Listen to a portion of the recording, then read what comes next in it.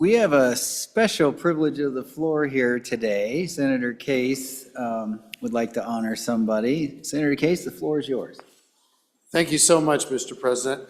You know, when I first came to the Senate, Mr. President, there was a chief clerk here that was just an extraordinary woman and really an amazing person.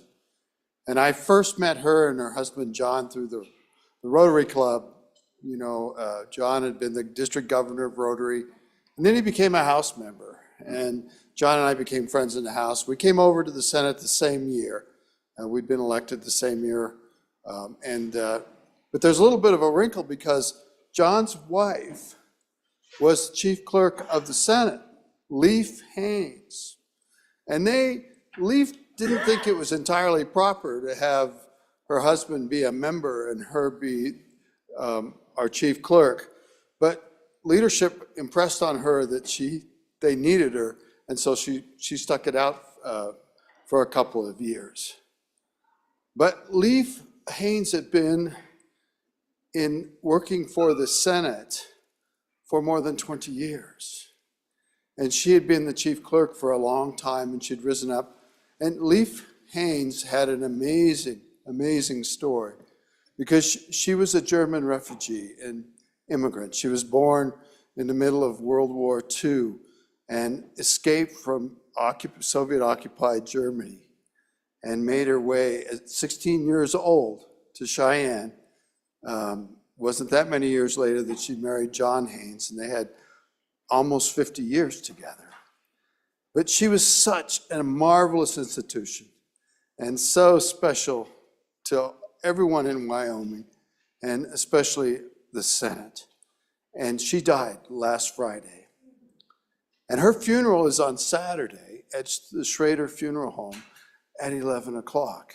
And anyone would, of course, be most welcome and honored to be there.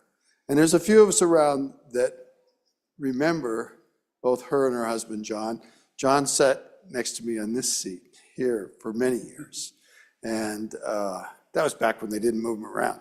But anyway, Mr. President, we've prepared a resolution that we would hope could be read to the Senate and our reading clerk. And this will tell you more about this extraordinary family and person than I ever could. Thank you, Mr. President. Thank you, Senator Case. Randy? The 68th Legislature of the State of Wyoming honors the memory of Senate Chief Clerk Leif Haynes, a memorial providing for recognition of Leif Charlotte Haynes, who worked in the Wyoming Senate as a committee secretary and chief clerk, expressing our deep appreciation for her distinguished service to the Wyoming Legislature. Be it resolved by the 68th Legislature of the State of Wyoming, whereas Leif Haynes served the Legislature of the State of Wyoming in a respectful, devoted, loyal, and diligent manner for 23 years as a committee secretary and Senate chief clerk. And whereas Ms. Haynes dedicated many years of her life to her professional career as a law secretary, where she acquired the skills necessary to work as a committee secretary in the Wyoming Senate from 1977 to 1987. And whereas Ms. Haynes later served as Senate chief clerk from 1987 to 2000, serving as chief clerk under 7 different Senate presidents. And whereas Ms. Haynes was a beacon of warmth and kindness, she cared deeply for those around her and always offered a sense of peace, calm, and love. And whereas Ms. Haynes had a positive outlook on life and an infectious sense of humor, and whereas Ms. Haynes was an active member of Rotary, reflecting her commitment to community and service, and whereas Ms. Haynes was an excellent tennis player, winning both the annual Cheyenne Country Club Women's Singles Tournament and the Governor's Cup statewide tournament multiple times, and whereas Ms. Haynes' most important accomplishment was her family, she and her soulmate John Haynes celebrated almost 50 years together. She was immensely proud of her 2 sons and 5 grandchildren. And whereas Ms. Haynes led a life of love, joy, and unwavering support for those around her, may the accomplishments of her life and her 23 years of service to the Wyoming Senate remind us of our indebtedness to her. Now therefore be it resolved by the members of the legislature of the state of Wyoming that we hereby express our profound sense of loss created by the passing of our beloved friend and leader, and extend our sympathies to the family of our long-standing Senate Chief Clerk. Be it further resolved that a copy of this memorial be transmitted to the family of Leif Haynes, that they may know the sense of sorrow and loss suffered by the people of Wyoming by virtue of her passing.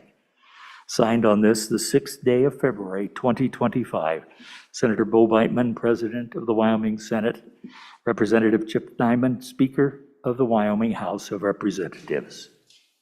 Thank you so much, Randy. Senator Scott, do you have a memory to share? Yes, Mr. President, if I may. Absolutely. Mr. President, Leif always had a bit of an accent. You know, she'd been born and initially brought up in Germany. And it was really very pleasant to listen to. But when a member changed their vote, she would repeat it, the way the chief clerk does, and it came out sounding like, Senator so-and-so, I don't know. And that really was one of the treats of listening to that all the time. It just that phrase came out that way, Mr. President, and it was kind of interesting. So, Mr. President. Senator Case. Mr. President, thank you. So once in a while, you know, you do things, you get everything together and it doesn't work out quite right, because that's actually not the resolution. That was an earlier draft of the resolution, that was a wonderful resolution. But there's a couple more paragraphs that we did add together, your chief clerk and Wendy Mattson and I'd like to read those. They're supposed to be part of it. And I'm very sorry, I should have looked at the text. But whereas Leif Haynes was born in Schweidnitz, Germany on January 10th, 1943, during World War II, and first years were spent in Eastern Germany during that terrible time. At the end of the war neared in early 1945, Leif became a refugee with her mother and 4 siblings in Soviet-controlled Germany, while her father, a severely wounded German soldier, was in the Western Zone. After a harrowing journey through the war-ravaged territory, the mother and children managed to escape Soviet-occupied Germany and were reunited with Leif's father. Leif's earliest memories include endless walking with streams of refugees while the children did their best to be quiet and helpful. Whereas in 1959, the family immigrated to the USA and made their home in Cheyenne. Leif graduated from Central High School in 1961. She loved America with the appreciation that only an immigrant refugee can have. And whereas Leif met John Haynes, and it was love at first sight. The couple married in 1963 and raised 2 boys, Greg and Clint. Her family was everything to her, known as Ami, German for grandma, to her 5 grandchildren. She and John almost made 50 years together. She was his consult as he served as Wyoming Deputy Secretary of State, State Representative, and Senator. John passed away just a few months shy of their golden anniversary in 2013. That's just a couple little of additionals that tells you a little bit more about her character. And she always read the roll call with that hint of her German heritage that Senator Scott talked about.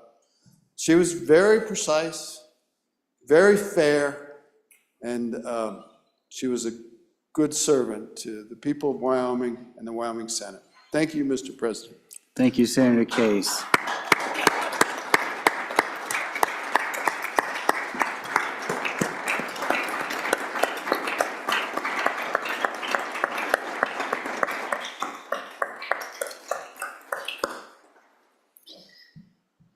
What a nice honor to Miss Haynes, and we love our chief clerks. They become family, and we couldn't do what we do without them. So we love our chief clerk, Ellen. All right, Randy, standing committee reports. following reports are dated February 6, 2025. Mr. President, Committee Number 5, Agriculture, State and Public Lands and Water Resources, to whom is referred Senate File 195, Small Business Emergency Bridge Loan Program, respectfully reports same back to the Senate with a recommendation that it do pass amended. Ayes Senators Crago, French, Ide, McEwen, and Pearson. Senator French, Chairman. Your Committee Number 10, Labor, Health, and Social Services, to whom was referred Senate File 125, Defining Healthcare and Protecting the People's Welfare, respectfully reports same back to the Senate with a recommendation that it do pass amended. Ayes Senators Barlow, Crum, Hutchings, and Steinmetz. No, Senator Scott. Senator Scott, Acting Chairman. Thank you, sir. Senator French isn't, Chairman French is excused, he's out sick. Vice Chairman Ide, do you have a re-referral for me, or just Senate File 195 might need to be re-referred to appropriations? Senator Ide? Yeah, thank you, Mr. Chairman. Kind of caught me off guard there a little bit too. I think that is a re-referral to appropriations, Mr. President. So would you ask me to re-refer Senate File 195 to the Committee Number 2? Okay. Absent objection, I would ask you to re-refer Senate File 195 to appropriations. Thank you. Absent objection, it is so ordered. Okay. Mr. President. Mr. Vice President. Thank you, Mr. President. Honorable members, you have on your desk third reading amendments to Senate File 1. This is really, really good night reading. And tomorrow morning when we do the third reading on SF1, these are the amendments that we'll be discussing. Not only are they on your desk, but obviously they're on the website. You can read them. They're all here, fresh. Thank you, Mr. President. Thank you, Mr. Vice President. Okay, Madam Majority Floor Leader, we are at that order of business of Committee of the Whole. Bills on General File. Mr. President, I move that the Senate resolve itself into Committee of the Whole. You have heard the motion. All in favor say aye. Aye. All opposed, no. Motion carries. Senator Boner. All right, back at it. Hey, Committee of the Whole, come to order. So, Senators, we got through 2 bills this morning, average about 35 to 40 minutes each. Once again, that leaves us about 33 left on Committee of the Whole and some more left in committee. So I hope we all keep that in mind as we have 2 days after this one to get it all through all the remaining bills. So that said, Senate Joint Resolution 4. The reading clerk will read in the Senate Joint Resolution. Senate Joint Resolution 4, Resolution on Commercial Base Load Power Generation. A joint resolution requesting the governor concentrate on promoting stable, dispatchable base load power resources from Wyoming in lieu of taxpayer-subsidized commercial wind and solar generated power. Sponsored by Senator Pearson. You've heard the reading of the bill. What is your pleasure, Senator Case? Mr. Chairman, I move that when the Committee of the Whole rises to report, it do so with a due pass recommendation on Senate Joint Resolution 4, Resolution on Commercial Baseload Power Generation. For an explanation of this fine resolution, I ask you to call on the sponsor, Senator Pearson. Senator Pearson. Thank you, Mr. Chairman and my fellow senators. I don't know if I'm saying this right. Okay, I'm asking for your favorable consideration on this resolution.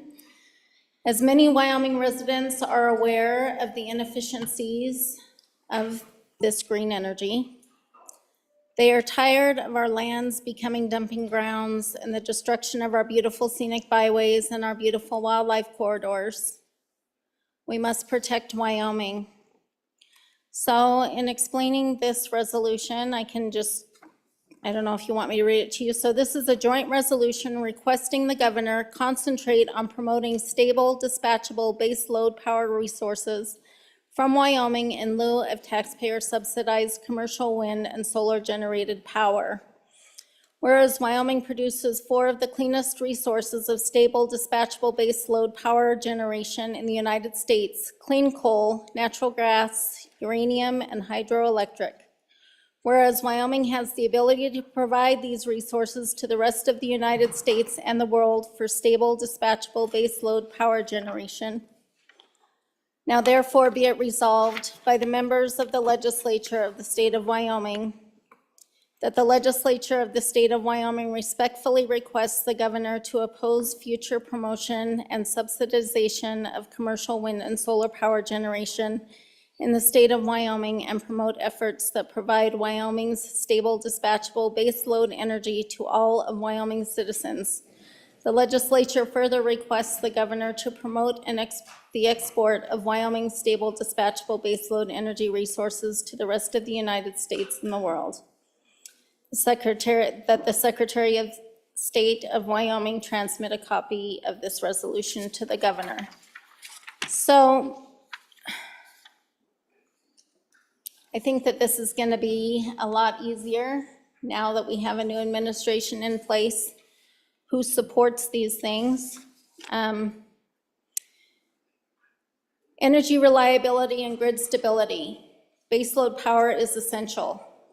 Unlike wind and solar, coal, natural gas, nuclear, and hydro provide continuous dispatchable power, meaning they are reliable regardless of weather conditions. Wind and solar are intermittent. Renewable sources depend on the sun and wind, requiring backup from fossil fuels or nuclear to ensure a stable power grid. Blackouts and grid failure risks.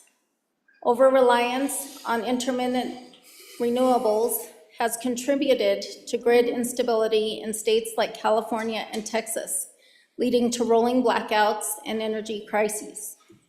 Wyoming should prioritize reliability over politically driven energy trends. Economic benefits and job protection. Wyoming's economy depends on traditional energy. Coal, natural gas, and uranium provide high-paying jobs that sustain local economies. Energy industry tax revenues fund public services. These industries contribute heavily to Wyoming's state budget, funding schools, infrastructure, and local governments. Wind and solar create fewer long-term jobs. While renewable energy projects create some construction jobs, long-term operations and maintenance jobs are far fewer compared to fossil fuels and nuclear. Opposing taxpayer-funded subsidies for renewables. Government shouldn't pick winners and losers. Wind and solar are heavily dependent on federal subsidies and tax incentives. If they were truly competitive, they wouldn't need taxpayer support. Renewables drain public funds without paying their fair share. Wind and solar farms often receive tax exemptions and incentives while contributing less in taxes compared to traditional energy sectors. Promoting Wyoming's energy exports. Energy exports boost Wyoming's economy. Coal, natural gas, and nuclear resources position Wyoming as a key energy exporter. Strengthening these industries ensures economic security for the state. Foreign demand for reliable power. Many countries are investing in nuclear and coal-fired power plants to ensure stable electricity. Wyoming can capitalize on this demand. Environmental reality check. Clean coal and modern fossil fuel technology reduce emissions. Wyoming is already a leader in carbon capture and cleaner coal technologies. Wind and solar have hidden environmental costs. Wind turbines require massive land use, harm wildlife, an example, birds and bats, and create non-recyclable waste from turbine blades. Solar panels require rare earth minerals, which are largely mined in China under environmentally harmful conditions. And they destroy our wildlife corridors.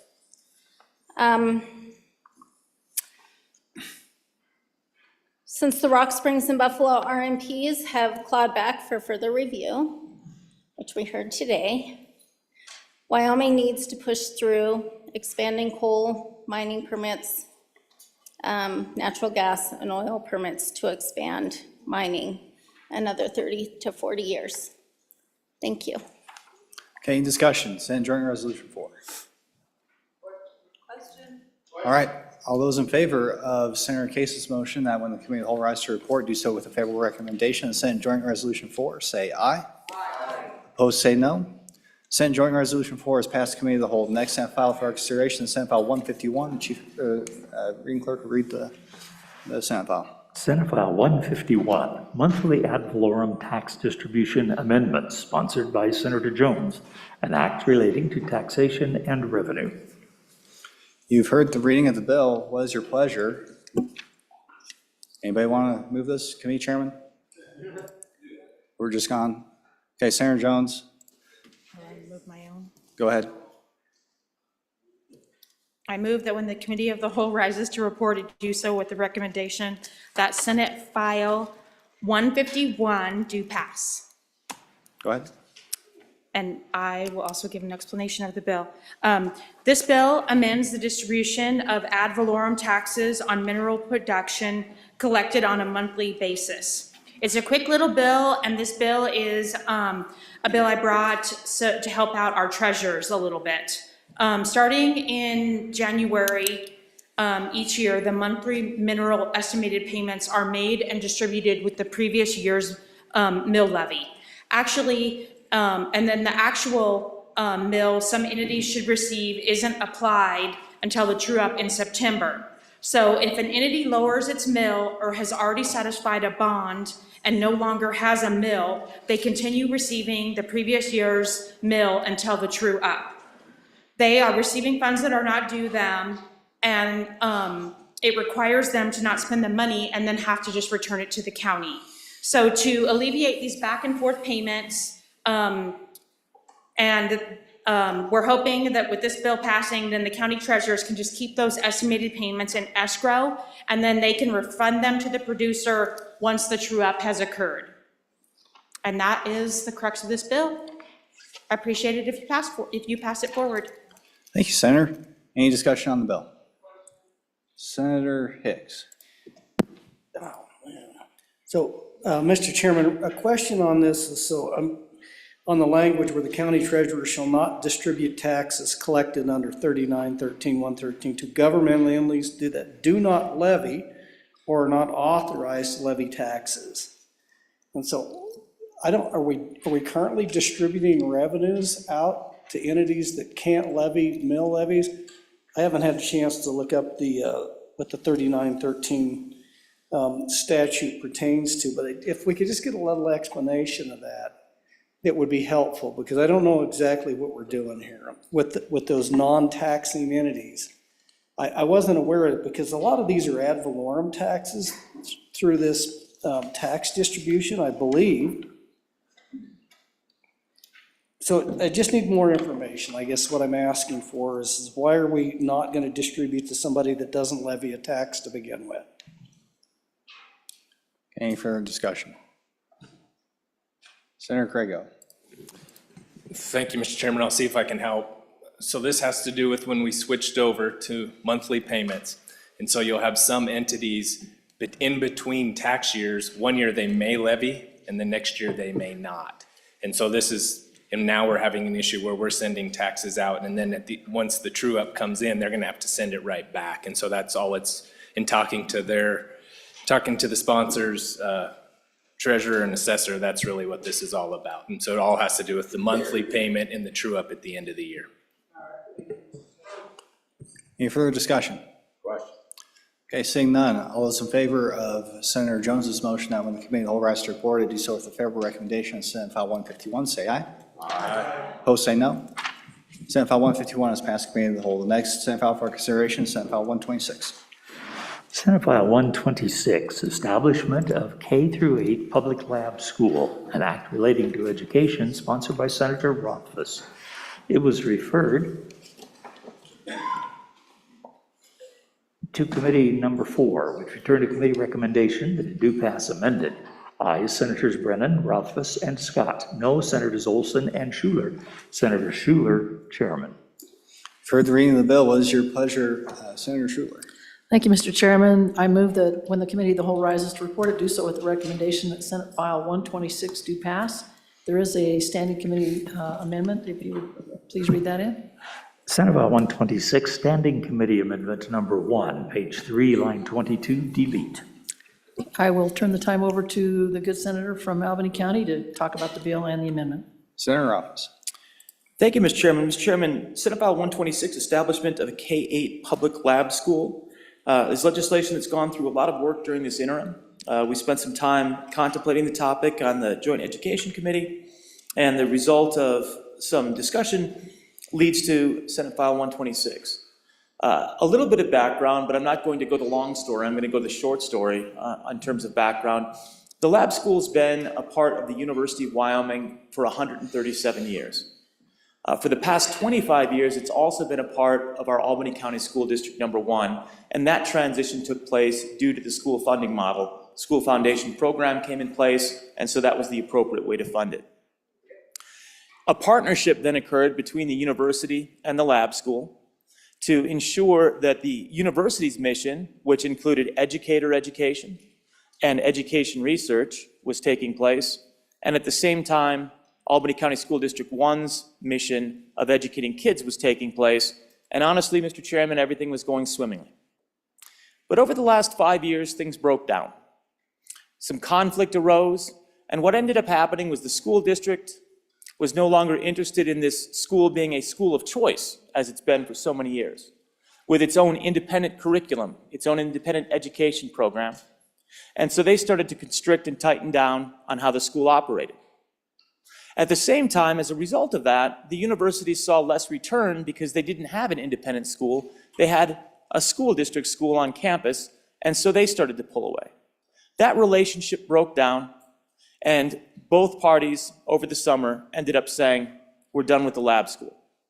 We tried to get them to sit down, work it out, and return it back to its strong form of the past, where it was serving the educational mission of the state for educator education, but we were unsuccessful. And we see here Senate File 126 to continue this successful lab school moving forward. Walking through the bill, Mr. Chairman, it's relatively straightforward. It starts by creating a K-8 public lab school on page 2 that promotes developmentally appropriate differentiated instruction, serves as a teacher education institution for pre-service teachers of all levels, and identifies best teaching practices as a guide for statewide education. On page 3, you see that the public lab school would be a coordinated effort between the University of Wyoming and the resident school district, which is ACSD 1. In the C paragraph, you see that this public lab school is going to be a school of choice. It's an independent school within the school district that shall have its own governing board that it's accountable to, and basically establish its own curriculum and teaching practices. The D paragraph indicates that it's going to exist on the main campus of the University of Wyoming. It shall continue to exist there and be governed through this governing body, which is created on page 4. Page 4 describes the governing body. So we're going from a circumstance where it was previously ACSD 1 as the governing body, but there was independence and it was governed by an MOU with the university, to a situation where you have a joint governing board. It acts in a lot of ways like what we see through a charter school, but the charter board is going to be governed by the members that we see here. We see one member from the school district's board of trustees, and the superintendent of the resident school district or his designee. That represents the district side. On the other hand, we see a dean of the University of Wyoming College of Education and another member of the College of Education to represent the university's interests, building the team. We also bring in the superintendent of public instruction or her designee. And then we have one teacher that instructs at the university lab school selected by the teachers, and one parent selected by the parents to fill out the board, along with a principal that will be an ex officio member. This B paragraph I'm going to come back to when we work the amendment. We're going to delete that provision. On to page 6. The C paragraph just allows that the governing board may negotiate and contract with entities such as the university, the district, and any other third party. And you see in lines 10 through 13 that any negotiation with the district or the university will be at incremental cost. The governor board shall have standing to sue or be sued in the D paragraph, In the E paragraph, the governing board will be responsible for all the operations of the school. The F paragraph on page 7, it will have oversight of pre-service teaching education through the lab school. And then the G paragraph, this is something that's going to be new and very important, and I think elevates the school's performance, in that it's going to be able to report to the Joint Education Committee, and that will then provide an opportunity to elevate the mission of the lab school as a statewide institution, which is focused on educator education. And you see the provisions that will be part of that report. On page 8, the public lab school shall be authorized to offer any educational program, meet state uniform standards, and provide assessments consistent with the state. On page 9, this is language which is consistent with charter schools, where it allows for exceptions from district curriculum or state board curriculum based on certain circumstances, again, consistent with state charter statute. Page 10, consistent with state charter statute, indicates that nothing in this subsection shall be deemed to exempt the public lab school from civil rights, student assessment, public records, and other provisions. The C paragraph, admission shall be open to all students. This is a public school of choice, open to all students. If there's insufficient space, it will be by lottery, blind lottery. The enrollment shall be not less than a capacity of 200 students. Enrollment will vary based on application, but the minimum capacity will be 200 students. Funding will be through the funding model in a way that is similar to how we fund a charter school. And then what we see on page 12 is that it's effective in the 25-26 school year, which is basically immediately, so there'll be continuity for the school to continue uninterrupted. Mr. Chairman, that's the bill. With that, I'd like to go to the standing committee amendment. There were a couple of changes I mentioned along the way. Ask that that be read in if it hasn't. It's been read. It's been read in? Move. Has it been moved? Not yet. All right, let's do that. I move standing committee amendment number 1 to Senate File 126 and ask for favorable consideration. There's a couple of changes which came through discussion during the time since this was drafted. The first is a change that you see on page 5, lines 17 through 22. That's a deletion of a per diem that would go to the school board, and that was kind of default language, but that's not something we do as school boards, so it would delete that language and create parity. On line 9 of the amendment, the page 6, line 13, adds parallel language. That's just a technical correction. And then the other provision, what you see at the bottom, the new language in paragraph C, is a bit of language that ensures continuity of the funding model so that this is budget neutral. If you close a school and open a new school, you end up with an expense. So when you look at the original fiscal note, you'll see that this costs money. This paragraph says we're not closing a school and opening a new school, we're continuing a school, and therefore we don't need the additional expense, so it ends up being budget neutral in terms of the school foundation program's response. So with that, I'd be happy to answer any questions on the standing committee amendment if there are any. Otherwise, I'd call for the question on it. Any discussion on the standing committee amendment?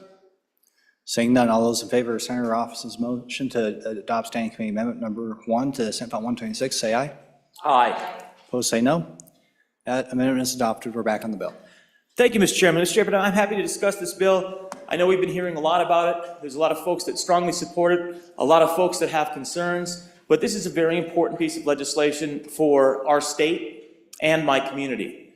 From the state's perspective, educator education is something which is a central theme that we talk a lot about in the Joint Education Committee. We need to do this as well as we possibly can, and this is an incredible resource for that. It hasn't been performing in recent years. We know that. But it can perform again, and it was thriving for many years. Let's bring it back. Okay. Any discussion? Senator Salazar. Thank you, Mr. Chairman.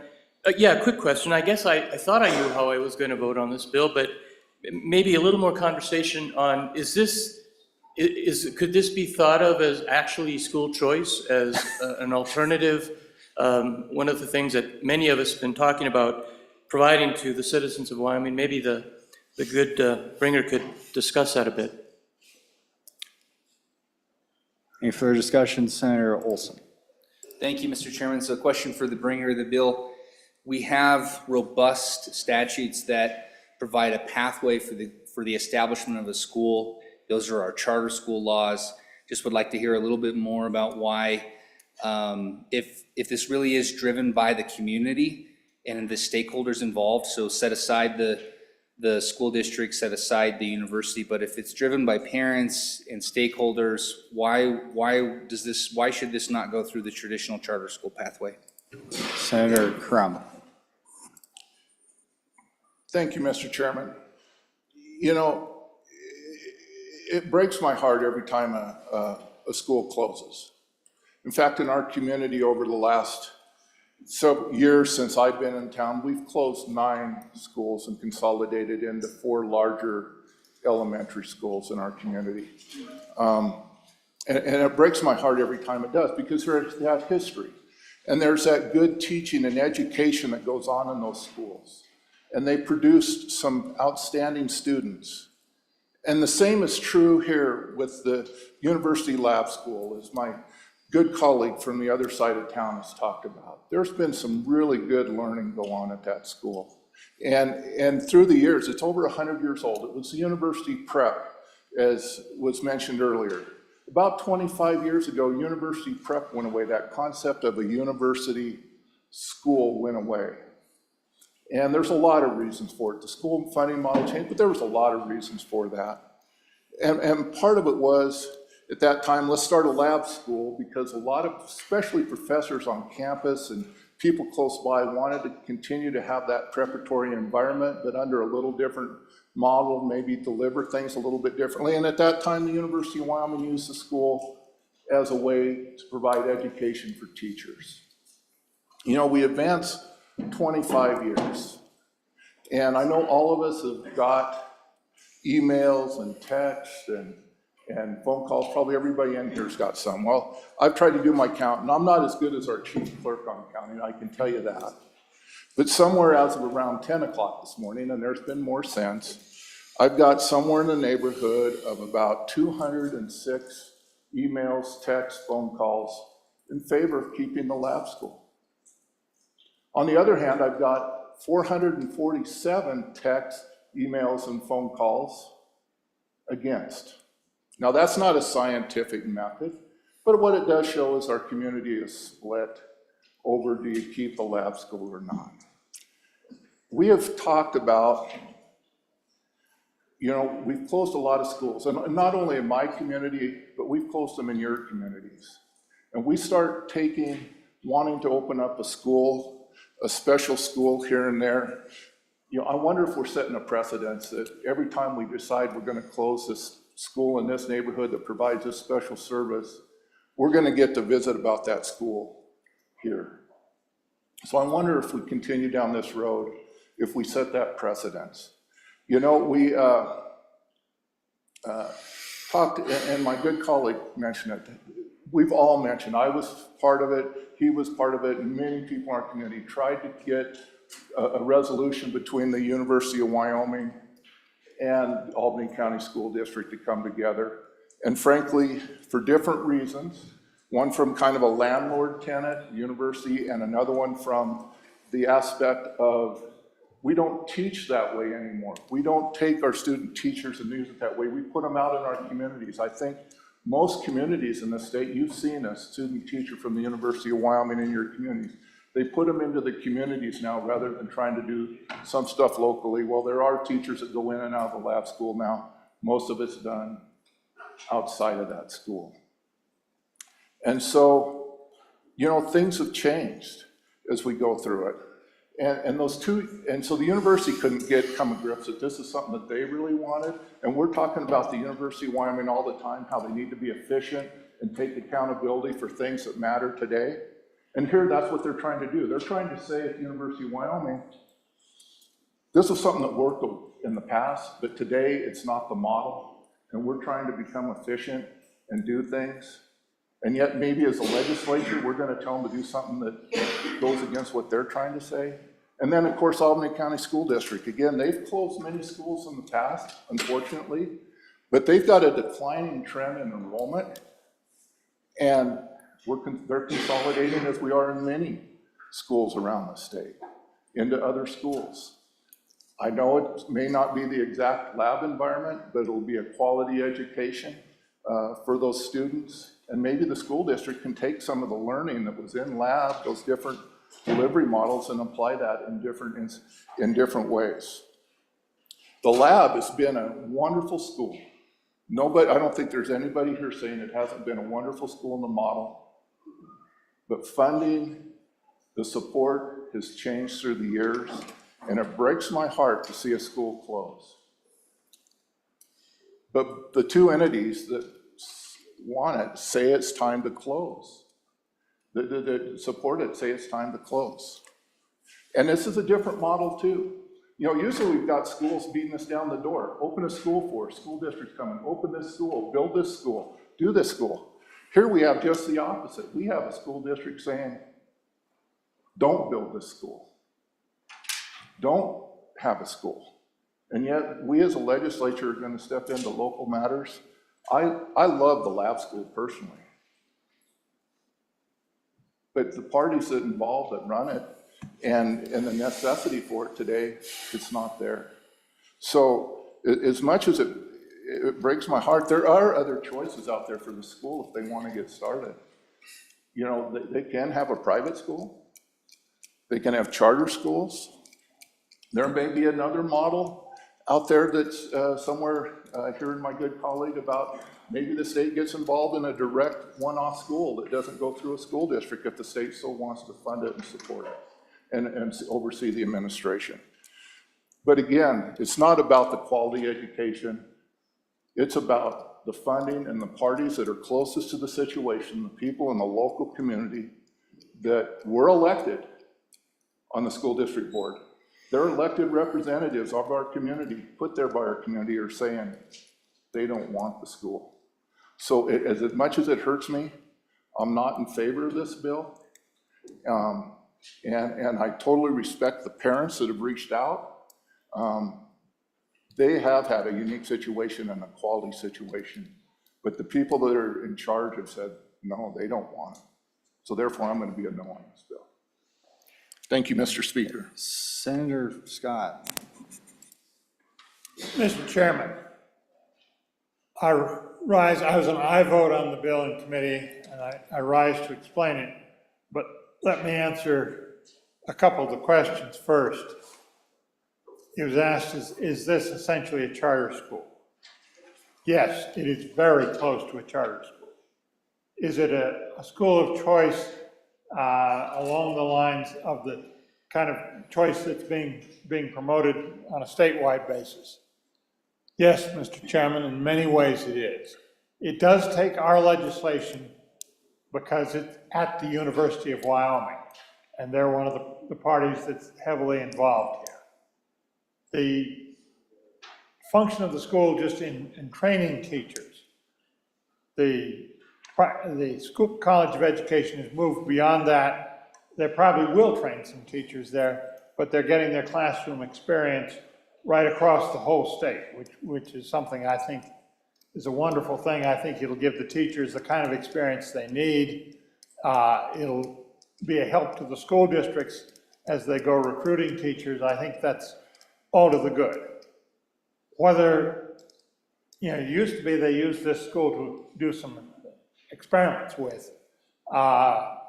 Essentially, the school district put a stop to that.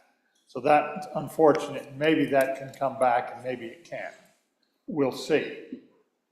But it is very much on the school choice model and needs to be supported. It's really evidence of the potential success of the choice model.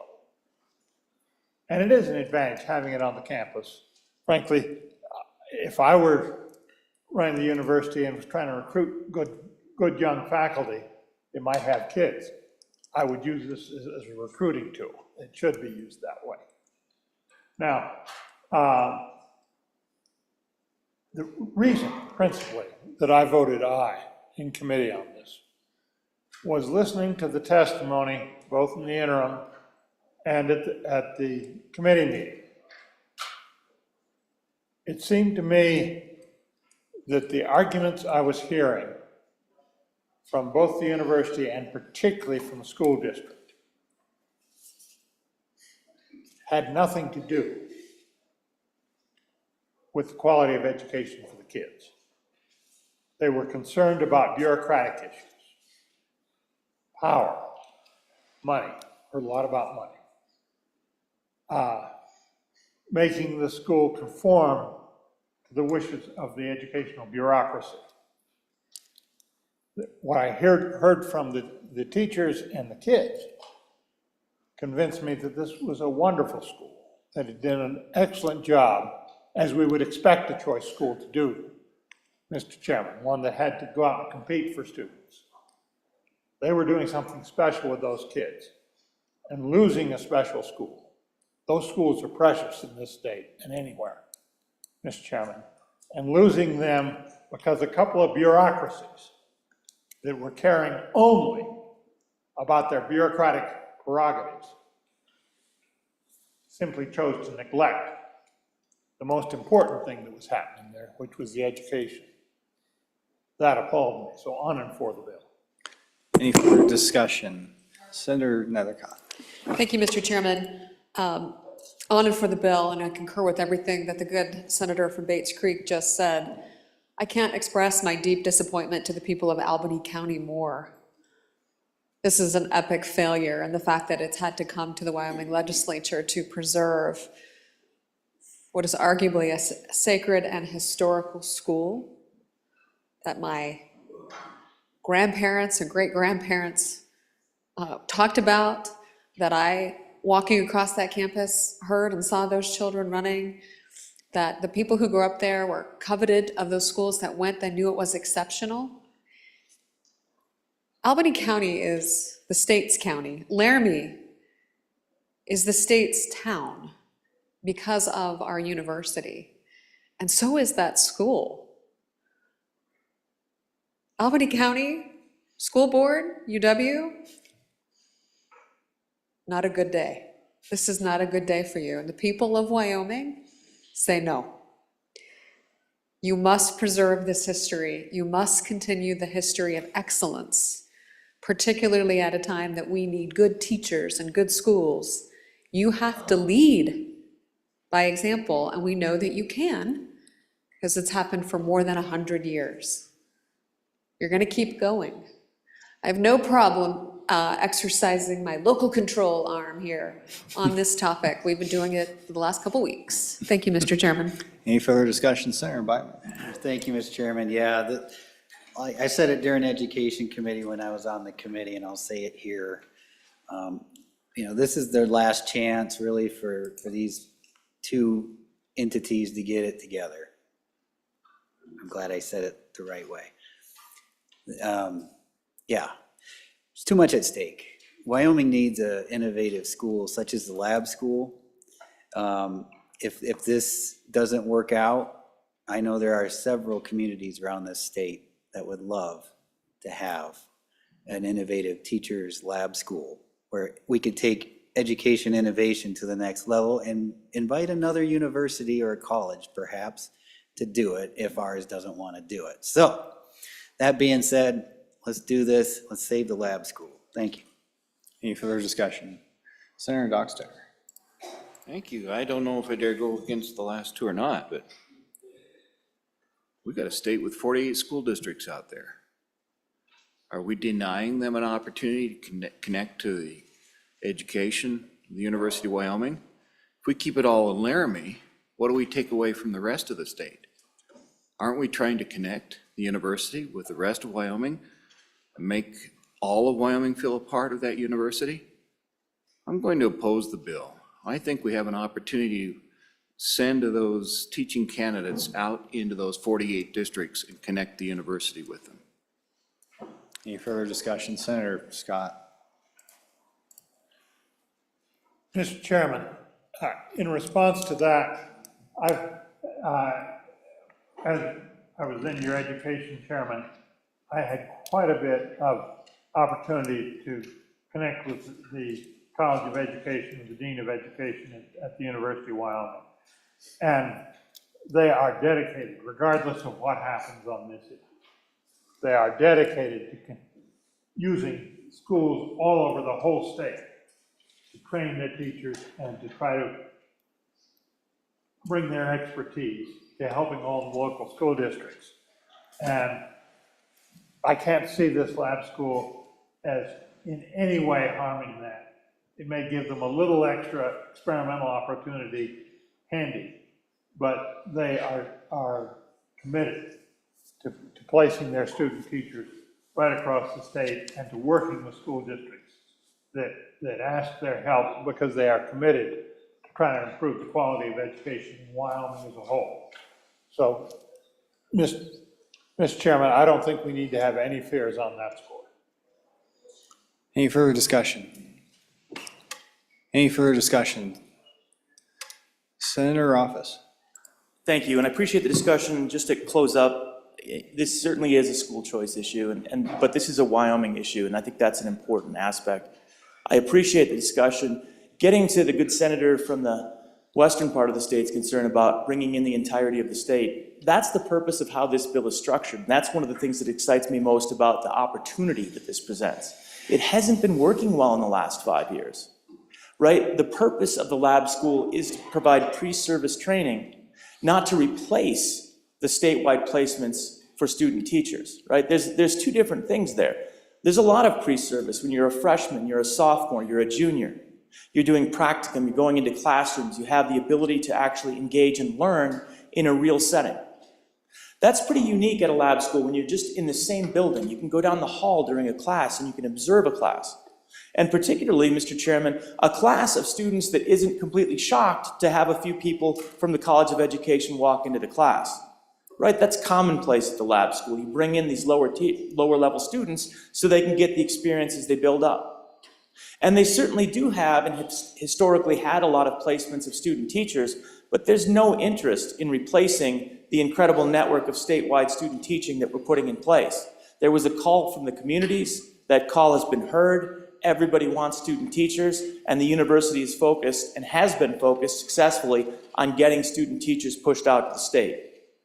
But as far as engaging with the state, you'll see in the legislation, part of its mission moving forward is trying to connect with the rest of the state, which you can do through the university. And if it's coming to the Joint Education Committee, where we're working with them, the mission then can be expanded to a statewide mission. What are the best educational practices? What research have we learned might be useful for other schools that we can communicate? How can we build bridges between the lab school and other institutions around the state? I've had conversations with educators that are supportive of continuing the lab school, and they're enthused about this idea of having statewide educational missions where they're connecting between the UW Lab School and schools all over the state. So that's a feature to the Good Center. That's something that we can build. Getting rid of the lab school doesn't help build connections with the rest of the state. It limits those connections. It eliminates opportunity. Mr. Chairman, I appreciate the debate. I appreciate the discussion on and for the lab school. This is an incredible opportunity to continue an institution that has thrived for many years, perhaps has suffered in recent years, but it allows us a real opportunity to re-envision what it's been doing, to do it better, and to engage the entire state. Thank you for the debate. Any further discussion? Seeing none. All those in favor of Senator Schuler's motion that when the committee of the whole rise to report, do so with a favorable recommendation. Senate File 126, say aye. Aye. Those opposed, say no. No. Senate File 126 is passed committee of the whole. Next Senate file for our consideration is Senate File 191. Senate File 191, State Funds, Proxy Voting, and Pecuniary Investment, sponsored by Senator Bateman, an act relating to state funds, was referred to Committee Number 2, which turned to committee recommendation that it do pass. Ayes, Senators Driscoll, Guru, Larson, Salazar, and Smith. Senator Salazar, Chairman. You've heard the reading of the bill. What is your pleasure, Senator Salazar? Thank you, Mr. Chairman. I move that the committee of, I'm sorry. I move that when the committee of the whole do rise, it do so with a favorable recommendation that Senate File 191 do pass. And I will have the good President of the Senate explain his bill. President Biden. Thank you, Mr. Chairman. Good members of the Senate, I bring you another ESG bill. As you know, I've been working on this for a few years now, and I think we've finally come to a good landing place. where we can do what we can do as legislators without really kind of overstepping our bounds and getting out of our lane with the treasurer's office and the attorney general's office. So that being said, I bring you Senate File 191, State Funds Proxy Voting and Pecuniary Investments. So, Mr. Chairman, the lowest hanging fruit that we could go after and dealing with ESG and pushing back against all that is dealing with proxies. So we, under our investment between the retirement board and the treasurer's office, have billions of dollars under investment. We have those stocks. With those comes the voting of those shares. Now, the people that are trying to do us harm, so to speak, that we'll call them the big investment banks, the big three, that may have different political views than ours, had been voting our shares and to install, let's say, for instance, you have a major oil company, all of a sudden you have about a couple environmentalists on a board of a major oil and gas company. How did that happen? Well, somebody else voted our shares and used our voting power to install people on those boards. Big problem. So what this bill aims to do is it directs our two agencies, the retirement system and the treasurer's office, to make sure that our proxies are voted in our interest, whether they do it themselves or they hire a contractor to do that. So that's the idea, the genesis of the bill. States like Wyoming play a crucial role in safeguarding their citizens' financial interests by ensuring that proxy voting, where shareholders vote on corporate matters, is conducted with the sole aim of maximizing financial returns rather than advancing environmental, social, or governance objectives. This bill is important for the following reasons, Mr. Chairman. Financial responsibility, or fiduciary responsibility, number one. The prudent investor rule in Wyoming requires investors to make decisions based solely on pecuniary factors to ensure the highest possible risk-adjusted total net return. Prioritizing ESG factors over financial returns conflicts with this duty, leading to suboptimal investment outcomes. For example, if a fiduciary votes proxies to promote ESG goals that do not align with maximizing shareholder value, they may breach their fiduciary duty. Number two, economic impact. Emphasizing ESG considerations in proxy voting can lead to divestment from industries vital to our state's economy. In Wyoming, sectors like agriculture, energy, and firearms manufacturing are significant contributors to employment and revenue. ESG-driven divestment from these industries could significantly harm the state's economic well-being and, by extension, its citizens. Number three, transparency and accountability. Citizens, like those who are depending on the Wyoming pension funds, have a right to know that their investments are managed with the primary goal of maximizing returns without the influence of external social or political agendas. This bill, Mr. Chairman, simply codifies into law the state treasurer's office investment policy regarding ESG. So if you look at your bill on page 2, paragraphs A, B, or paragraph B takes the investment policy and puts it in the law. Simply put, you can read it for yourself. I'm not going to sit and read it for you. Goes over to page, over to page 5. Paragraph C, each investment entity shall provide management oversight for the voting of proxies for all investments made by the investment entity. Proxy votes shall be made in a way that is consistent with investment policy statements adopted by the board in accordance with the pecuniary interests of Wyoming's investments in the state's financial interests. So basically, we're not going to be slitting our own throats anymore, Mr. Chairman. We are going to vote our proxies in a way that benefits Wyoming, and we're going to make sure that our funds are protected and those people that are dependent upon those funds are protected. And I strongly urge an aye vote on this. This is an important bill. We work together with a lot of different people and a lot of different agencies. This is the practical approach, Mr. Chairman. It doesn't take a stick of dynamite to our investment portfolio, but it does the job. Thank you. I'll stand for any questions. Any further discussion? Senator Guru. Thank you, Mr. Chairman. On and for the bill.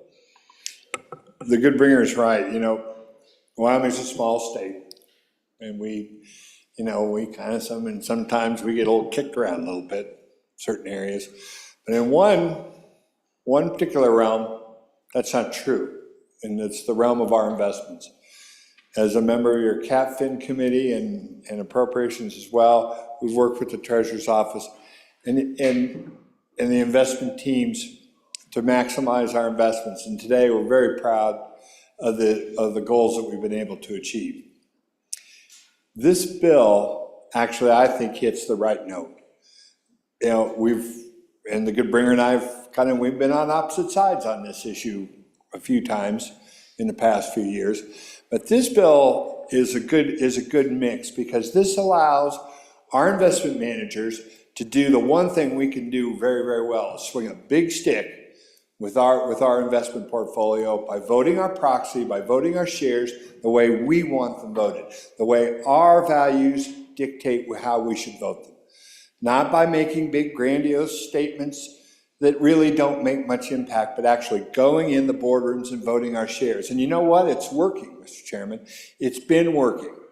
And I think the things are starting now to change a little bit. You're starting to see companies kind of step away from some of the more policies with ESG statements that don't align with our philosophy. It is working. This piece of legislation helps us move the ball forward, does so in a responsible way, that our prudent investor rules stay solid, we can move our investments forward. It's a good bill, and I think the time has come, so vote on and for. Thank you, Mr. Chairman. Senator Higgs. Yeah, Mr. Chairman, just a question. I was trying to pull up the rules that were adopted by the State Treasurer's Office, but this is consistent. There's nothing in the bill that deviates from what the current rules are in the State Treasurer's Office. I just want to know that's correct, and if there is something that's different, if that could be pointed out. Any further discussion? Senator Anderson. Mr. Chairman, I'm wondering if the current administration is helping us with this. It seems like they're making some movement on ESG, and I was wondering if the maker had any insight into that. Thank you. Any further discussion? Senator Scott. Mr. Chairman, I've got a question with the paragraph that begins on page 3, line 22. It's talking about all vendors, and they're saying they have to comply with laws of Wyoming and the United States. I'm not quite sure what a vendor is in this context. And you have a vendor that, if they're not doing business in Wyoming, is that part of it really making any difference? What's this paragraph all about, Mr. Chairman? That's my question. Okay. Any further discussion? President Biden. Sir, Mr. Chairman, to answer the first question, my bill drafting instructions were specific to adopt and codify into law the entire Wyoming State Treasurer's Office investment policy regarding ESG. So there shouldn't be any variations from that. And if anybody finds any, let me know. We can amend the bill if needed. As far as the chief executive in the United States, the new administration, they're going to probably go hard at ESG. But like the good friend of mine from the Teton land said, this is something we can do now. And if enough states do this, we take care of the problem big time. This and the next bill up, as I will mention in a few minutes, those two things combined, I think solves the problem, Mr. Chairman. As far as the term vendor goes, obviously this was pulled directly out of the state treasurer's investment policy. So I will get with him and get that definition for you, or it might actually be defined in their policy, and I can make that available to you, sir, pretty soon after I'm done here. So. Hey, Senator Hyde. Yeah, thank you, Mr. Chairman. On and for this bill, this is a really good bill. Good senator from Teton County, I think, said it best. This hits the right note with all of the ESG battles that we've had. And, just the ESG policy threatens the free market and weaponizes the financial system. So this is a really good bill. Thank you, Mr. Chairman. Any further discussion? Okay, seeing none, all those in favor of Senator Salazar's motion that when the committee of the whole rise to report, do so with a favorable recommendation, Senate File 191, say aye. Opposed, say no. Senate File 191 is passed committee of the whole. Next up is Senate Joint Resolution 11. Senate Joint Resolution 11, supporting anti-ESG litigation, sponsored by Senator Bateman. A joint resolution requesting the state and the Wyoming Attorney General to utilize all legal tools available to protect the investment of Wyoming's funds and Wyoming's industries and policies. You've heard the reading of the joint resolution. What is your pleasure, Senator Salazar? Thank you, Mr. Chairman. Mr. Chairman, I move that when the committee of the whole rises to report it, do so with the recommendation that SJ11 do pass. And once again, I ask the President of the Senate to explain his joint resolution. President Biden. All right, thank you, Mr. Chairman. I bring you Senate Joint Resolution 11. Ladies and gentlemen, times have changed since the last time I brought bills to push back against ESG. The cartel of banks and other major financial institutions is currently crumbling thanks to the pressure brought to bear by states like us and other energy-producing states from across the country. My legislation aims to continue this fight and offer my support and hopefully our support, if we collectively move forward with this, to both the governor and the treasurer for their ongoing efforts. And Wyoming has joined the Texas antitrust lawsuit. Our treasurer's office is listening to us and making changes. This joint resolution allows us legislators to voice our opinion on this important matter while respecting the separation of powers and not taking a sledgehammer to our state's investments. Now, what this resolution does, and as you can read through it, basically calls out those major banks and financial institutions that have banded together to form what I consider a cartel. And in fact, the lawsuit states this is cartel-like behavior. And I've always said, Mr. Chairman, that, going back even a couple years ago, what's been happening in this realm is ripe for antitrust litigation. And I am so thankful that Wyoming has gotten in the fight on this antitrust track, because this is working. It's already working. And this resolution just calls everybody to keep the fight going, because we're almost there. We're going to win this fight, Mr. Chairman. I'll read one of the whereases here on the second page. Whereas in recent years, many of the world's largest banks, asset management companies, and other financial institutions have adopted an anti-free market globalist ideology called stakeholder capitalism, which seeks to achieve a number of environmental, social, and societal governance policies through the manipulation and the control of the global economy. And whereas these companies have colluded to use their trillions of dollars under their custody and control to make an attempt to effectuate policy changes outside of the democratic and political process. That is it in a nutshell, what's been happening. Nobody elected these people. This has been a top-down from a small cabal of world bankers, so to speak, and pushed this down through our economy and has wreaked havoc on certain industries and our states like Wyoming. So skip over to page 3. Whereas the state of Wyoming has joined the state of Texas and 9 other states in an antitrust lawsuit against 3 large asset managers for allegedly colluding to reduce coal output, thus reducing supply and artificially raising prices of electricity, creating cartel-level profits for themselves. Ladies and gentlemen, it's time we just keep up the fight. Let's send a message that Wyoming is ready to engage on this. Let's give our executive branch our full support and continuing to do what they're going to do for us, and vote aye on this bill. Thank you. Any further discussion? Seeing none, all those in favor of Senator Salazar's motion with the committee of the whole rise and report, do so with the favorable recommendation of Senate Joint Resolution 11, say aye. Aye. Those opposed, say no. Senate Joint Resolution is passed committee of the whole. The next Senate file for our consideration is Senate File 103. Senate File 103, Terminating and Defunding Diversity, Equity, and Inclusion, sponsored by Senator Steinmetz, an act relating to the administration of the government, was referred to Committee Number 5, which turned to committee recommendation that it do pass amended. Ayes, Senators Crago, French, Hyde, McEwen, and Pearson. Senator French, Chairman. Senator Hyde. Thank you, Mr. Chairman. Standing in for the boss here right now again. I move that when the committee of the whole rises to report, it do so with a recommendation of due pass of Senate File, 103. And I'll turn it over to the good sponsor of the bill from Goshen County. Thank you. Thank you, Mr. Chairman. Today, I bring you this bill that we've been working on for quite some time, which is diversity, equity, and inclusion, specifically with regards to higher education.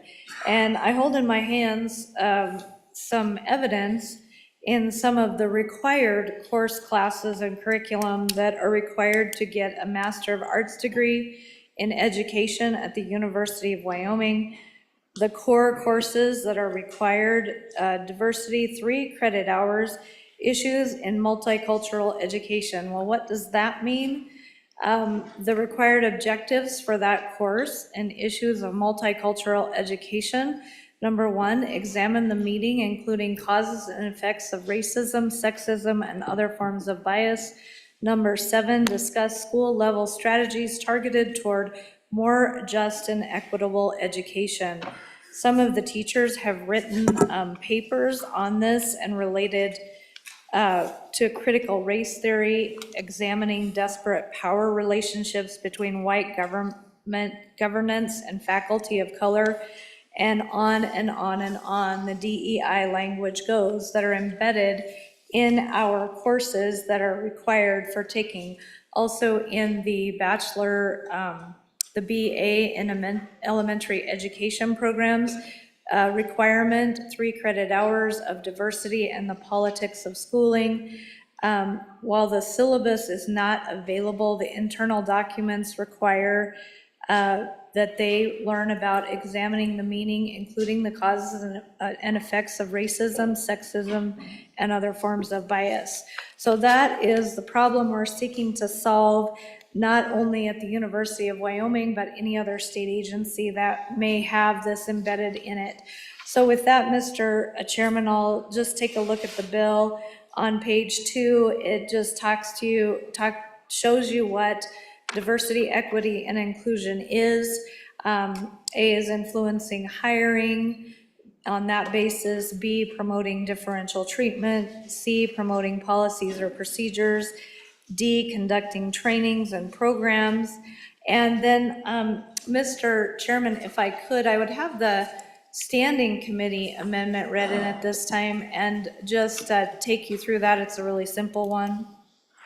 Senate File 103, Standing Committee Amendment Number 1, page 3, line 1, delete.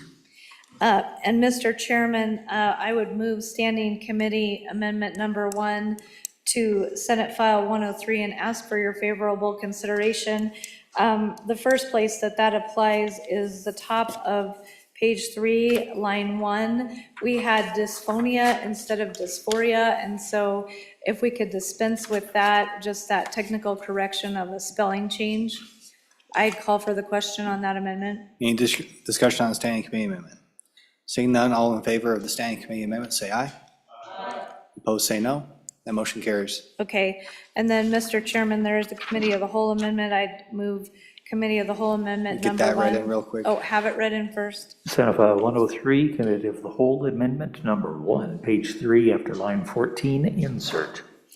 And Mr. Chairman, I'd move committee of the whole amendment number 1 to Senate File 103 and ask for your favorable consideration. Fellow senators, if you haven't found it already, on 2/4/25, I had sent you a tracked-in bill in your inbox, and that deals with the committee of the whole amendment All this does, and it starts on page 3, line 14 through line 14, after line 14, we're just inserting tribe, the language of the tribes, because I worked with the community colleges, the University of Wyoming, and the tribal governments there, and they wanted to exempt the tribes out of this bill, which it was never my intent to bring them in. And so that's the majority of what this amendment does. Then also, if you go to section B, as a condition of receiving or expending any monies or funds appropriated, each entity shall not expend any appropriated funds or funds received from bequests, charges, deposits, donations, endowments, fees, grants, gifts, tuition, or any other source for programs or activities unless the federal law otherwise requires. So that's your exemption for federal law. If there's a grant or something associated, or even accreditation, as you'll see later in the bill, that is exempted out. We're not meaning to touch any of that. So on page 4, it just talks about the things that are prohibited, which is having a DEI office, requiring it for hiring, compelling or requiring or soliciting a person to abide by DEI, giving preference to race, sex, color, ethnicity, or national origin. And then on line 15, this is an important part of the amendment, after any insert core function of the entity. So we're just talking about the core functions, which then gets back to the requirements of the degree programs that I read to you. Moving on page 5, we are adding language for the tribes again, taking out a few conforming amendments so that the colleges can actually implement this. Page 6, it just goes on. I'm not going to read it all to you, but basically what this does, and then line 7, we took out the related content. The colleges felt like that was just a little bit too prescriptive, so they have the gist of what we're asking of them, and they don't need the language from line 7 to 23 on 7, and the top of line page 8, 1 through 12. That all comes out. And then we just keep going on through the bill. So, Mr. Chairman, I think everyone kind of gets the gist of this because we've been working on this for several years. It's just a prohibition of requiring this as class credits or funding this through public funds. So with that, I would stand for any questions on the bill. Okay, looks like we still have the committee of the whole amendment to deal with. Let's stick to that. Senator Yes, Case. Mr. Chairman, I Senator would Thomas. move that, I moved that, so I would ask for the question on the committee of the whole amendment. Okay, any Or discussion? stand for questions. Any discussion on the committee of the whole amendment? Senator Case. Thank you very much, Mr. President. I'm trying to understand how everything fits together here. So, Mr. President, a few years ago, we passed a law called Indian Education for All.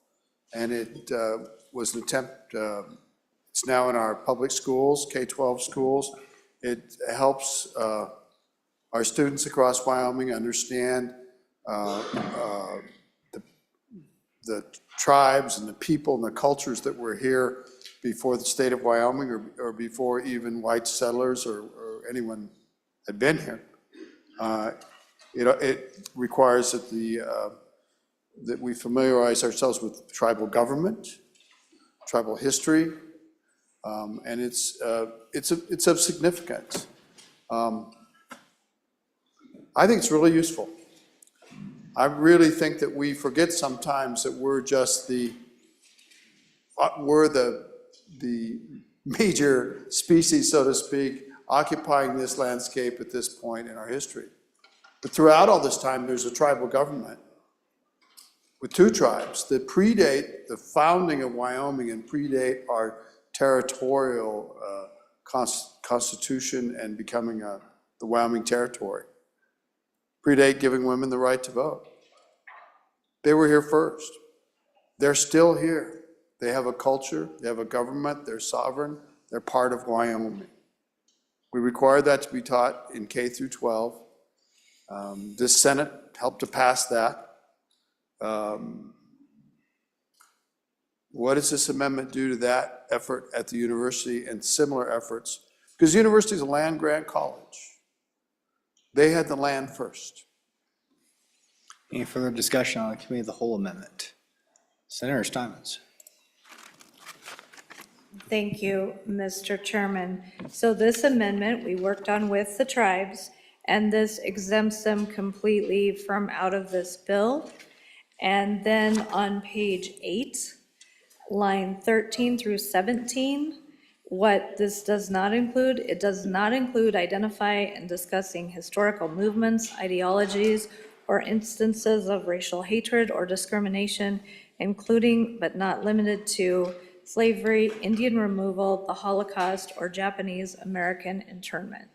I hope that answers that question, and I would call for the question on the amendment.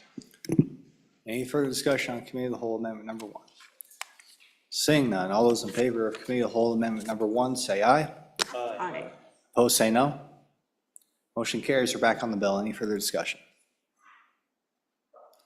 Senator Gavru.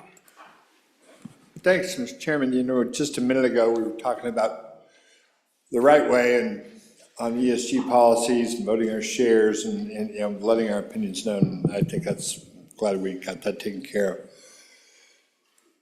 And I'm glad in this bill that we've in this, the last amendment just passed, that we, you know, got our tribal folks, you know, taken out of this bill, but I just want to talk about the rest of it. Because frankly, I'm on and against, and I feel this is the wrong way, with all due respect. You know, when kids are in grade school and in high school, they're taught to learn how to learn.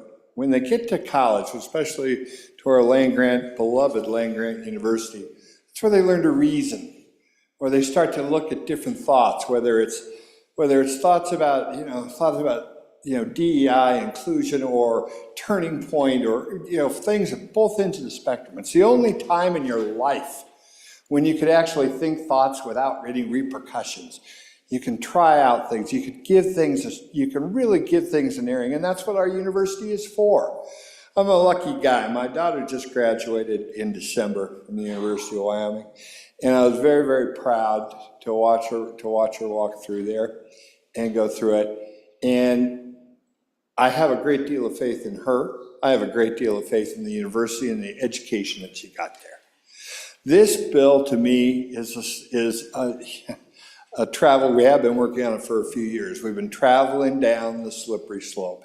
And I'm going to be talking about this a lot in the next couple of days, because as I look through budget amendments and I look through some of the bills that are coming up, we're not have a slippery slope. It's like we set up a slip and slide here, and we're going to jump on and ride down the hill. And I got to tell you, my folks in my district are very, very concerned about this downward spiral that we are starting down, where we are setting up to be the arbiters of taste, of thought, what is, what isn't.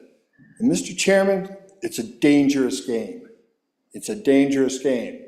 And all I can say is, I'm on and against this because I tell you, I don't want the guns turned on me. And I don't want the guns turned on you when this one goes down. On and against. Any further discussion? Senator Scott. Mr. Chairman, Wyoming Constitution, Article 1, Section 2, labeled equality of all. In their inherent right to life, liberty, and the pursuit of happiness, all members of the human race are equal. Mr. Chairman, my question for the sponsor of the bill is, my reading of the bill is that its purpose is to implement that particular section of the Constitution. So the question is, am I correct in that? And the question for the opponents of the bill, have I missed something that is not consistent with that? Any further discussion? Senator Hutchings. Thank you, Mr. Chairman. I wasn't going to speak because I think this is a great bill, but I think the senator to my left just hit on a good point.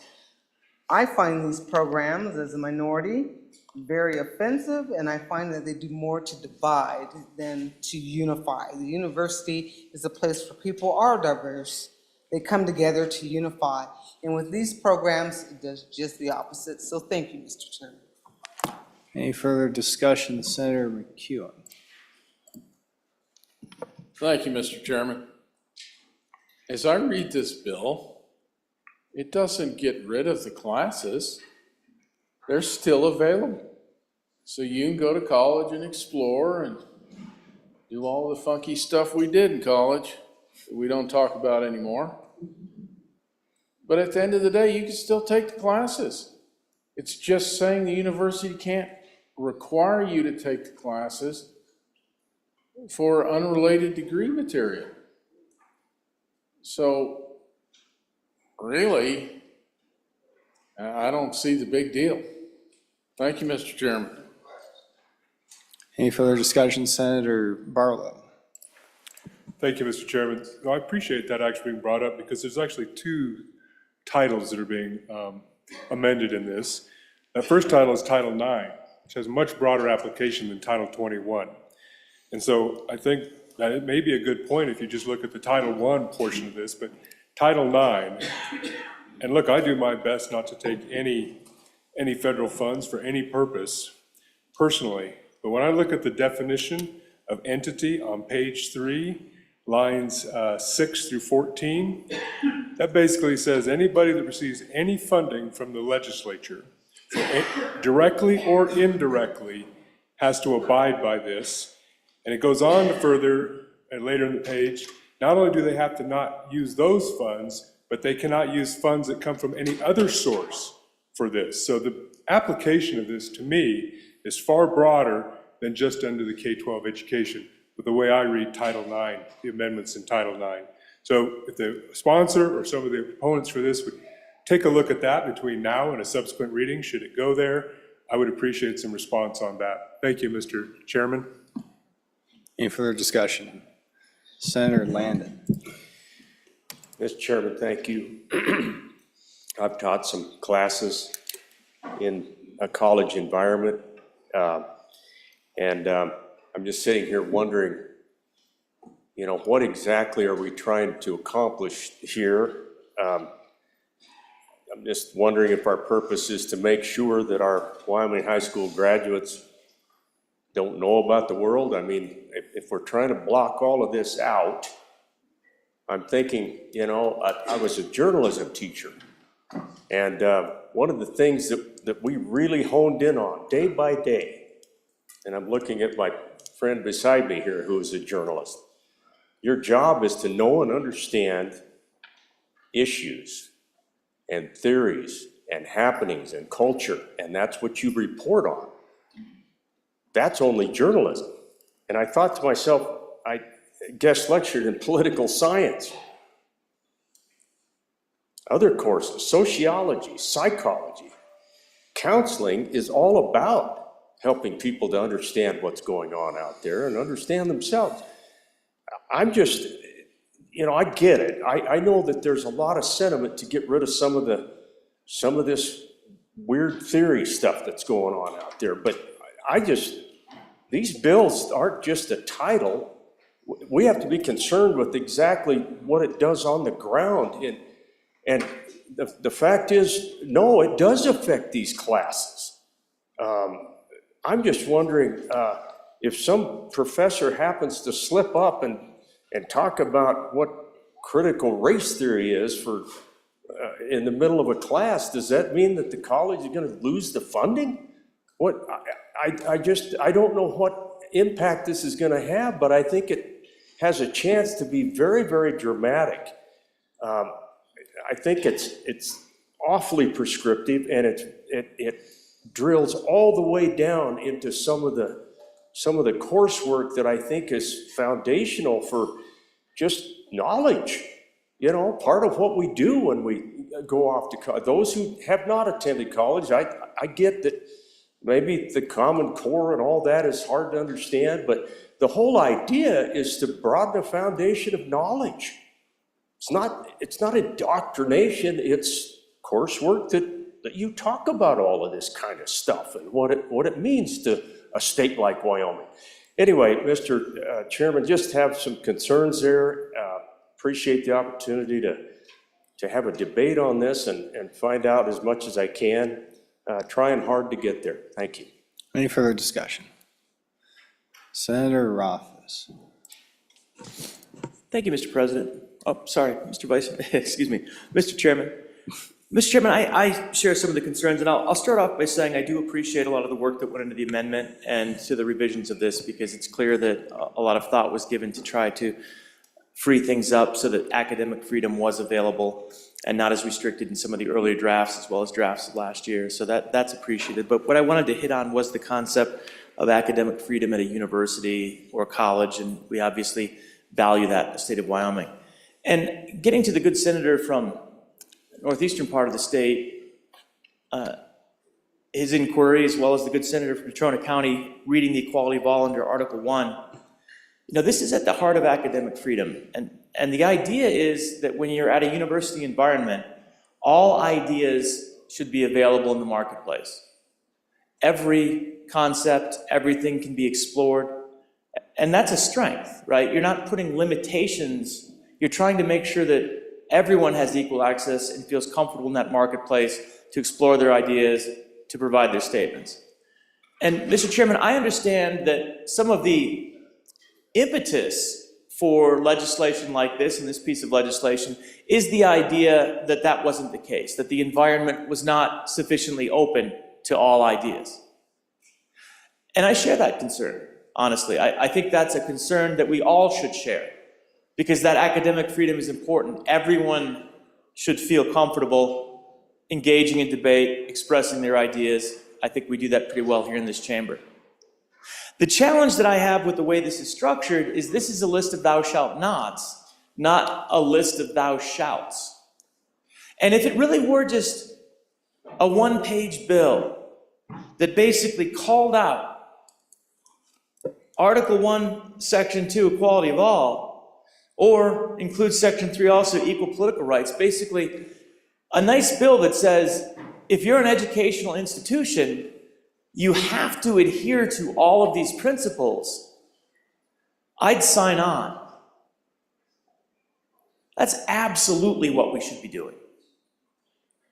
And I'm not saying we do it perfectly, so it would be great if we could move towards that. The challenge, Mr. Chairman, is that this is written in a restrictive manner, talking about all the things that you can't do and can't say, and the ways you can't engage. Not the ways you can. And that's why there's always concerns with this type of legislation that tries to eliminate diversity, equity, and inclusion. Well, honestly, I like diversity, I like equity, and I like inclusion. Those are great things, concepts that prior to this debate beginning a few years ago, I think everyone thought was generally positive. But now it's caught some sort of side tone where we interpret it differently and we castigate it with these evil intentions, when at the end, it's trying to bring together everybody and have the opportunity to have ideas. But again, I understand some people don't feel that way. And if we need to reinforce equal access and the constitutional rights, that is an empowering bill. That's enabling. That's ensuring that everybody has their rights. Instead of a bill that's written to restrict and say, these are the things we don't want you talking about. To me, it seems actually contrary to the spirit of the intent of the bill when we start saying, you can't talk about this, you can't talk about that, you can't talk about the other thing because we need to make sure everybody has freedom. It just doesn't work that way, Mr. Chairman. Any further discussion? Senator Steinmetz. Thank you, Mr. Chairman, and I would push back on that a little bit and say the Constitution was written to restrain government. And that's what this is doing, so that people can have an equal playing field and the freedom to pursue what they want to pursue. There is nothing in this bill that's saying if you want to take those courses on your own dime and your own time that you can't, but this is broader than just higher education. It applies to K-12 and it applies to an entity, and the definition is there. And what we're saying is you can't establish or maintain a DEI, a diversity, equity, and inclusion officer program. You can't hire or assign an employee or contracted person to perform the duties associated with DEI in the officer program. You can't compel, require, induce, or solicit any person to provide or abide by a diversity, equity, and inclusion statement or give preferential treatment to any person based on diversity, equity, or inclusion statements. Give preference on the basis of race, sex, color, ethnicity, or national origin to an applicant for employment or an employee, or participate in any core function of the entity, or require as a condition of employment, enrollment, a contact, or the receipt of funds, participation in the diversity, equity, inclusion training. That is trying to take the bias that has infiltrated our system out. Nothing in this section shall be construed to, 1, prohibit the use or consideration of a bona fide qualification based on sex that are reasonably necessary to the normal operation of public or higher education. 2, prohibit the University of Wyoming or Wyoming Community Colleges or an employee from submitting documentation or a statement for the purpose of a grant or to comply with accreditation requirements. And this is where, or prohibit the provision or support services, including trainings intended to familiarize students, faculties, and staff with the Eastern Shoshone Tribe and the Northern Arapaho Tribe or any federally recognized Indian tribes or groups as identified or a political class or classification or identity. So that is clearly what we are doing, what we are trying to do is even the playing field, just like our Constitution requires for equity of all. Thank you, Mr. Chairman. Any further discussion? Senator Guru. Thank you, Mr. Chairman. Okay, I got it now. I understand. And you're right. We're not trying to do anything here, and I got it. I bet it was just that little words there at the end. And so I understand, and it's helped me, and I appreciate the help. The bias that's infiltrating this bill is my problem. On and against. Thank you, Mr. Chairman. Any further discussion?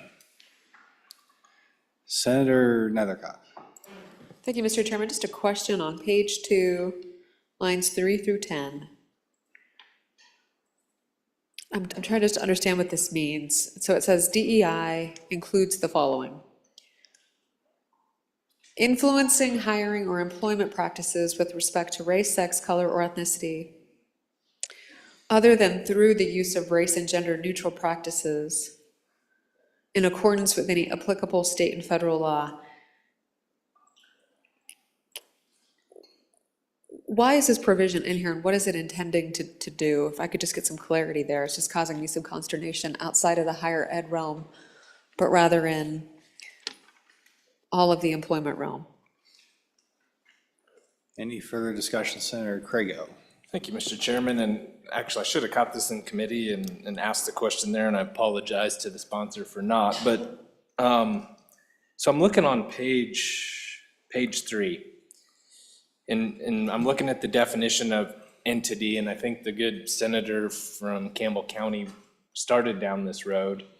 But entity is very broad. And essentially, it's anybody that does business with the state of Wyoming, if I'm reading that correct. So I'd like to, make sure I'm reading that right.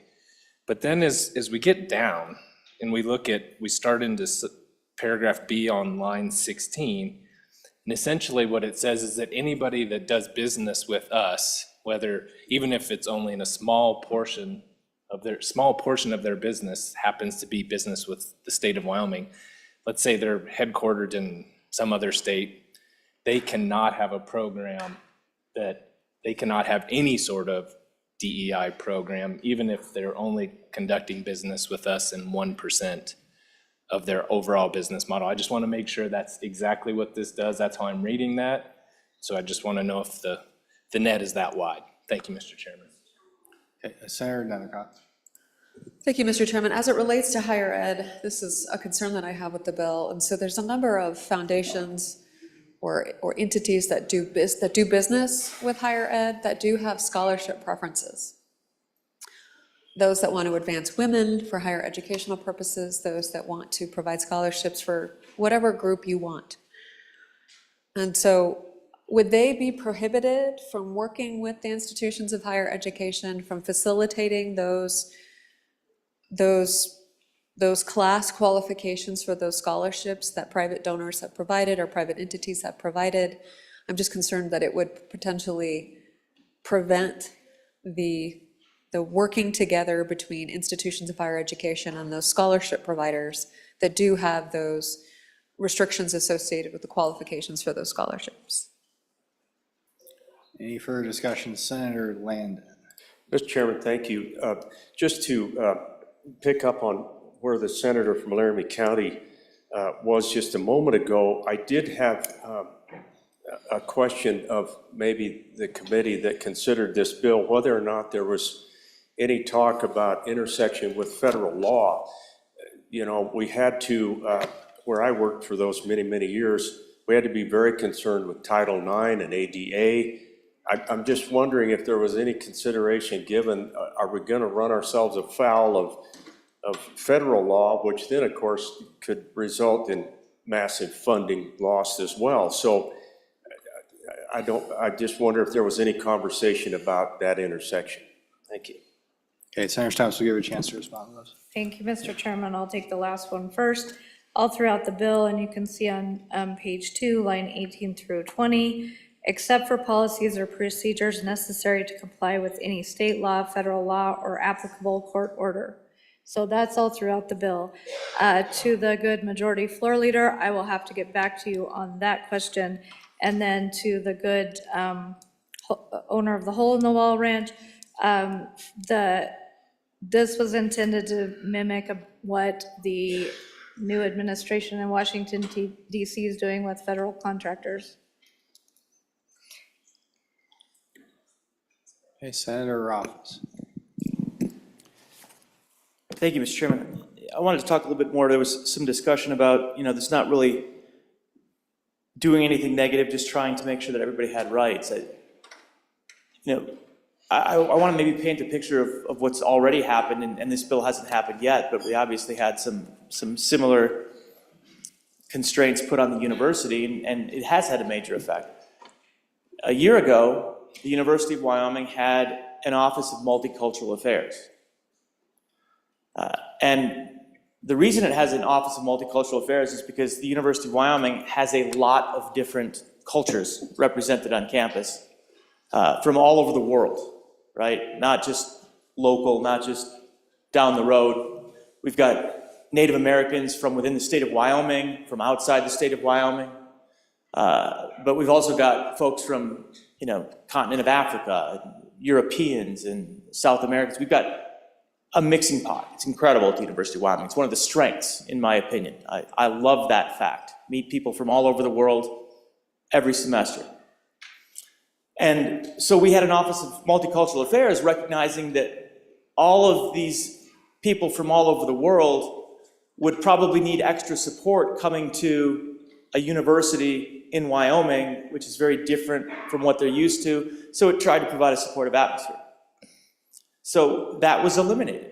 That office is gone. It no longer exists. It was wiped out. Because it absolutely is equity and inclusion, diversity to some degree. It was hard to say that wasn't DEI.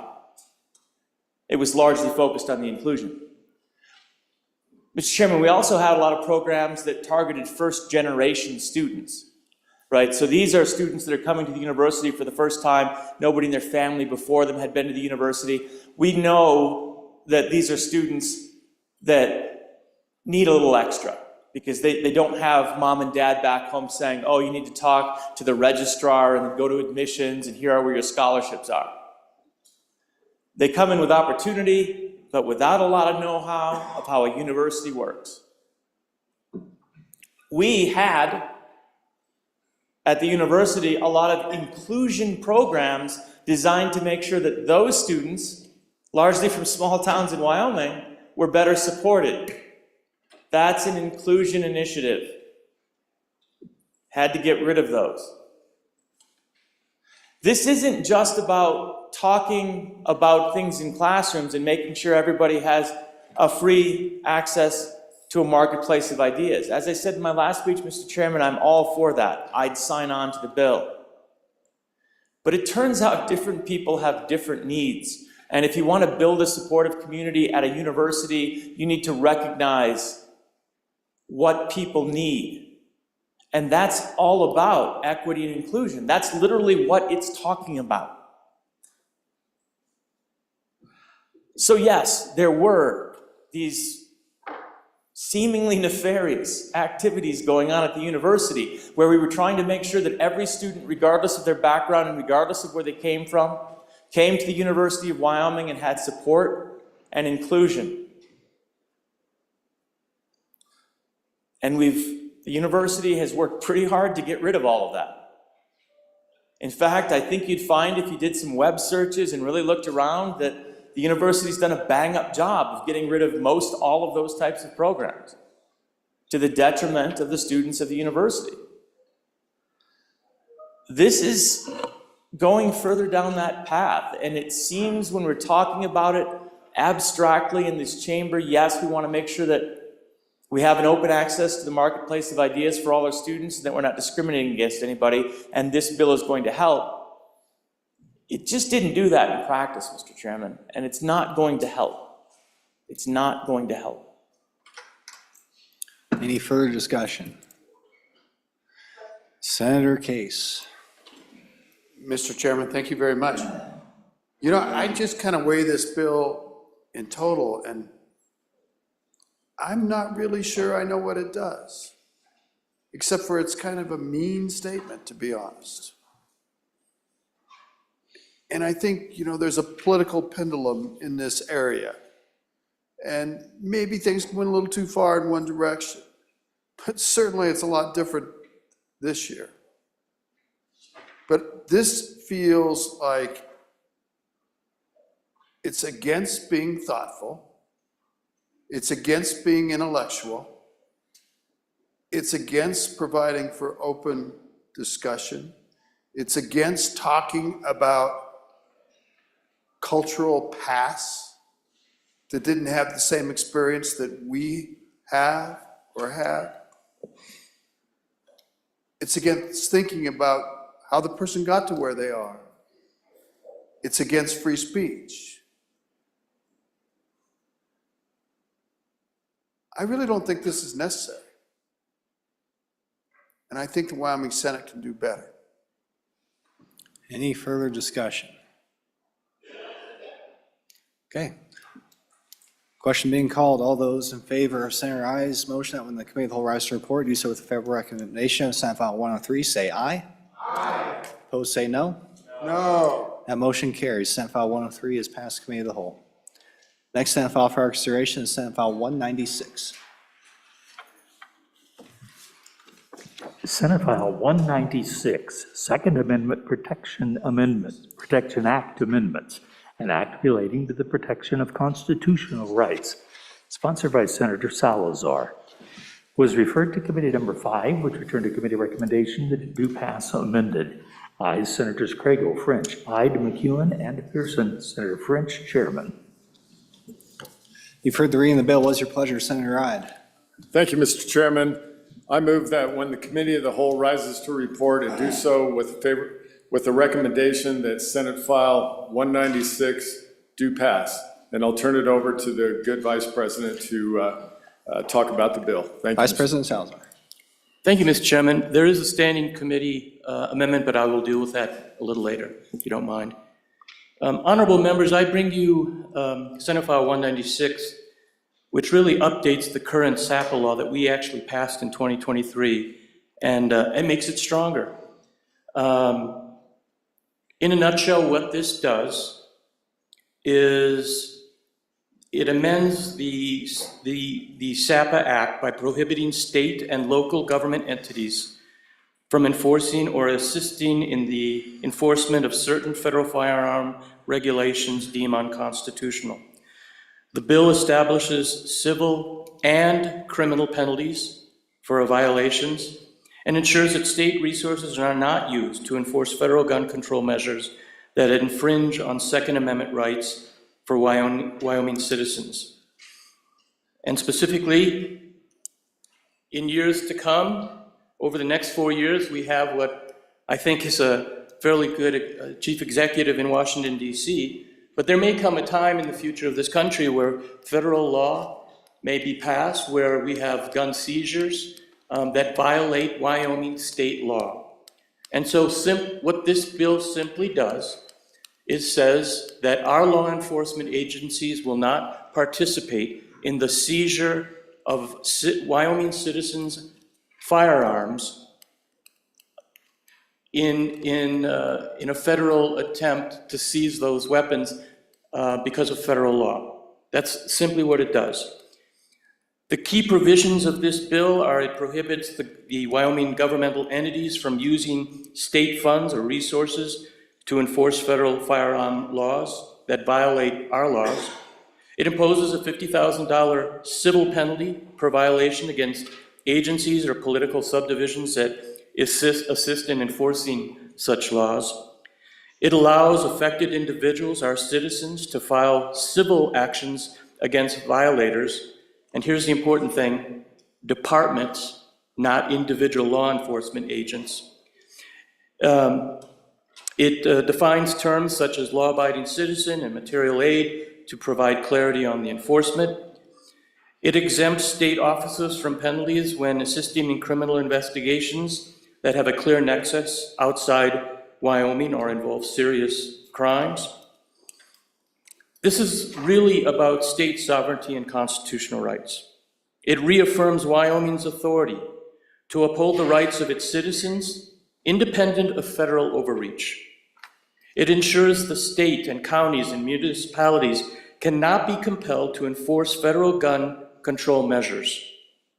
It protects Wyoming gun owners from federal laws that may conflict with the Second Amendment. It protects Wyoming citizens. It strengthens legal protections for law-abiding gun owners. It prevents state agencies from taking part in unconstitutional firearm confiscations. It establishes clear legal pathway for citizens to challenge wrongful enforcement of federal gun laws. It ensures Wyoming residents are not unfairly targeted by federal overreach, accountability, and enforcement. It empowers courts to issue injunctions and other legal remedies against violators. And it defines clear penalties for government entities that disregard state law. It does support our law enforcement. It allows law enforcement to continue working with federal agencies in criminal cases. It permits cooperation in investigations involving violent crimes, drug trafficking, and other major offenses. It protects local law enforcement from being forced to act against Wyoming law and citizens. It clarifies the definition of material aid to avoid unintentional restrictions on legitimate police work. It provides clear guidelines for when cooperation with federal authorities is appropriate. It protects the state from potential legal challenges related to unconstitutional firearms enforcement. I believe this is a non-controversial bill. I've listened to gun groups and their concerns and tried to adopt their needs into this bill. It does protect individual law enforcement. It protects gun owners. I believe this is good legislation. I believe it's non-controversial. We've added an amendment to bring in criminal penalties, and we have civil penalties. I ask for your support. I ask for your vote. I'll stand for any questions. Okay, Mr. Vice President, how do you want to deal with the standing committee amendment? Yes. Mr. Chairman, I move the standing committee I number will get it one. read in first real quick, sir. Could you read it in, please? Senate File 196, Standing Committee Amendment Number 1, page 2, line 7, delete. Thank you, Mr. Chairman. I move standing committee number 1 to Senate File 196 and ask for your favorable consideration. And for an explanation of that amendment, I would call on Senator Crago. Senator Crago.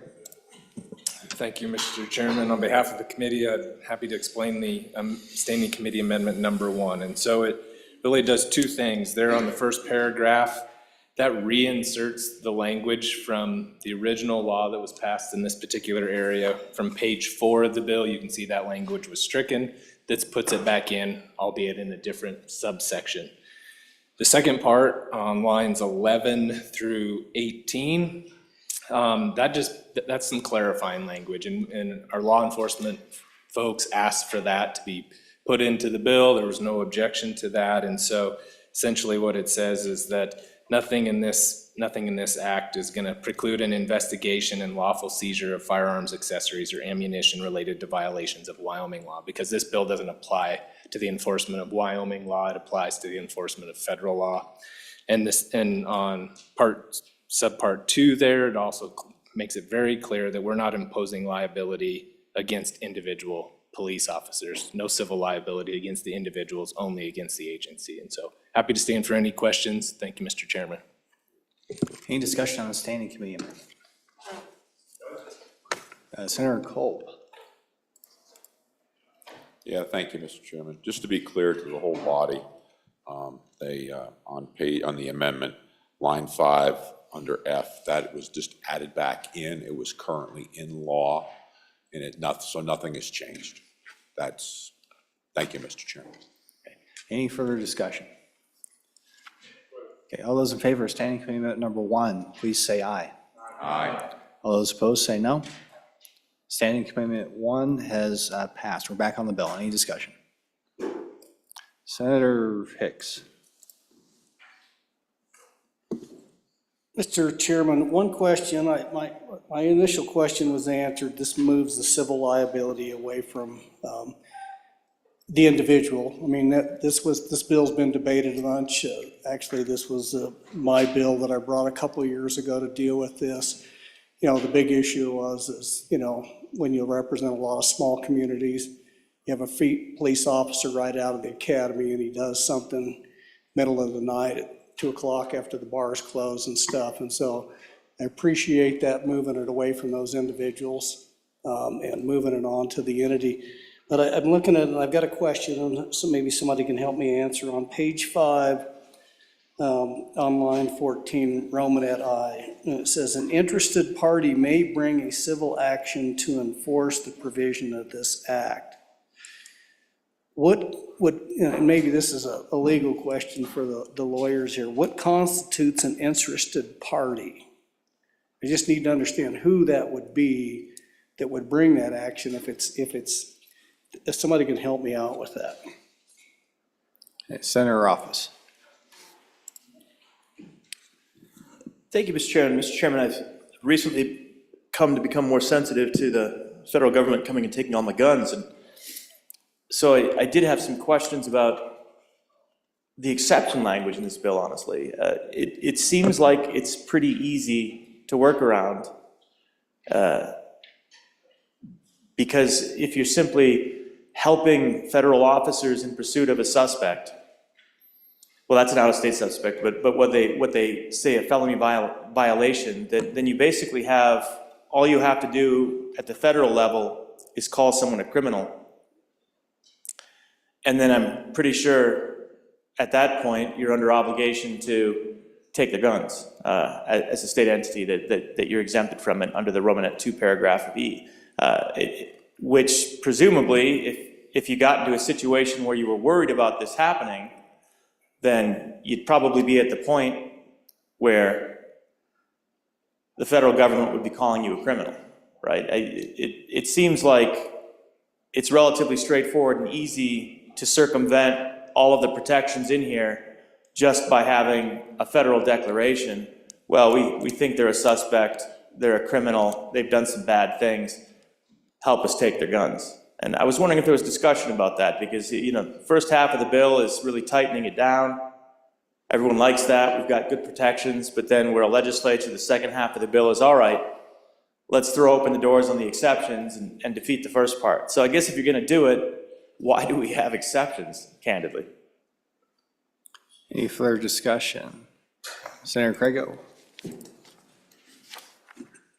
Thank you, Mr. Chairman. So interested party, I mean, that's standing language. So that's going to be someone whose rights were aggrieved in violation of this proposed law. So that's your interested party. It's going to be an individual. I think maybe to answer the good senator from across the mountain. The way I read this is what we're trying to get at is this bill will only affect the enforcement of federal laws related to firearms. So what they're trying to say, I believe, with the exception language, I didn't write it, but if I was explaining it, I would say we're not preventing our local law enforcement agencies, for example, from helping with recovery of drugs, illicit drugs. I mean, that's really, if you look at those two provisions, one has to do with what I would say is illegal aliens, part 1, part 2 is going to be your drugs and other types of criminal activity.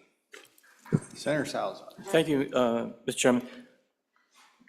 That is correct. We're dealing with SAP, not covered by SAPA is obviously non-residents, those engaged in felony crimes against narcotics, and obviously actions of felony against individual persons. So, Any further discussion? Senator Jones. Mr. Chairman, I have a question. Was there some amendments that were suggested on this bill by law enforcement, just to give them a little bit more immunity? Any further discussion? Senator Cole. Yeah, thank you, Mr. Chairman.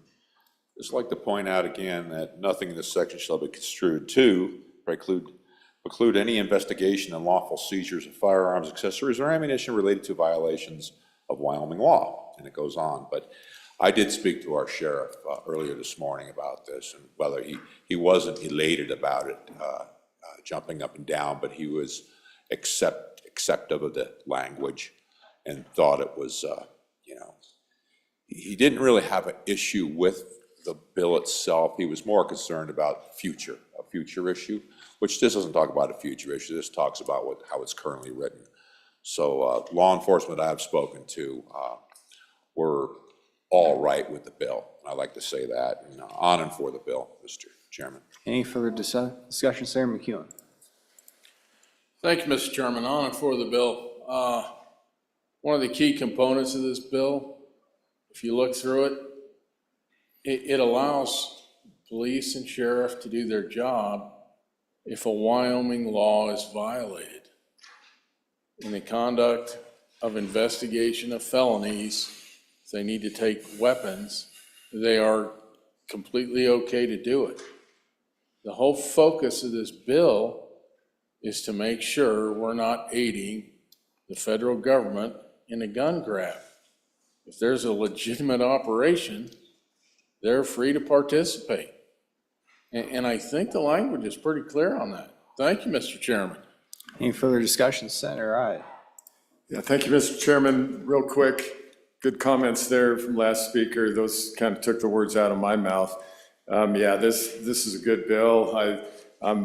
You guys have been around a lot longer on SAPA legislation here, but this thing is in testimony and committee.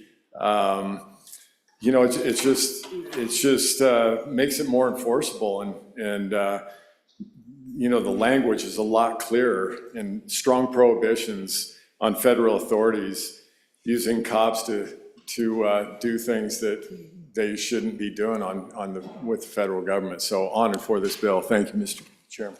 Senator Salazar. thank you, Mr. Chairman. So to answer your question, yes, when the Ag Committee met, part of the First Amendment, the Standing Committee Amendment, some of that was done for law enforcement. But I wanted to make sure that this bill did not affect individual law enforcement. I've gone out of my way to protect that. Any civil or criminal is to the department. So I've really tried to make that amenable, and I think because of that, it's not quite as controversial as other gun bills have come up. So thank you, Mr. Chairman. Any further discussion?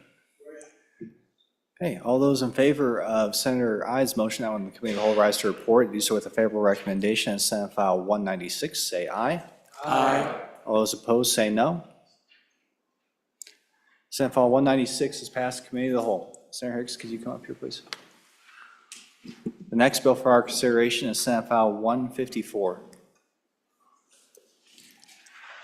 Senate File 154, Industrial Wind and Solar Projects Hearing Deadline, sponsored by Senator Boner, an act relating to industrial development and siting. It was referred to Committee Number 9, which turned to committee recommendation that it do pass. Ayes, Senators Anderson, Cooper, Jones, Nethercott, and Rothfuss. Senator Anderson, Chairman. You've heard the reading of the bill. What's your pleasure, Senator Anderson?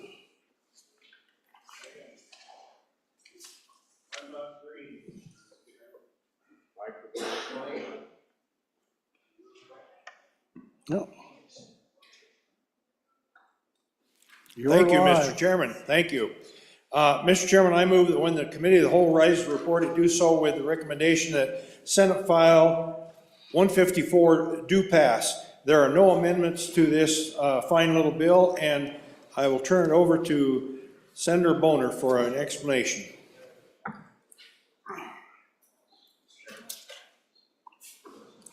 Senator Boner. Thank you, Mr. Chairman. Ladies and gentlemen, this bill is a result of some conversations I've had with county commissioners in the central part of the state. The challenge that we've been seeing is we've seen a lot of activity with our Industrial Siding Council within DEQ. This is a very lean, efficient division within DEQ that has to do a detailed analysis of all major industrial activity, in particular solar and wind farms, but really any industrial activity that exceeds a certain amount of economic impact. So the point of the bill here is instead of going out and hiring additional personnel, we're going to give them more time to do their jobs.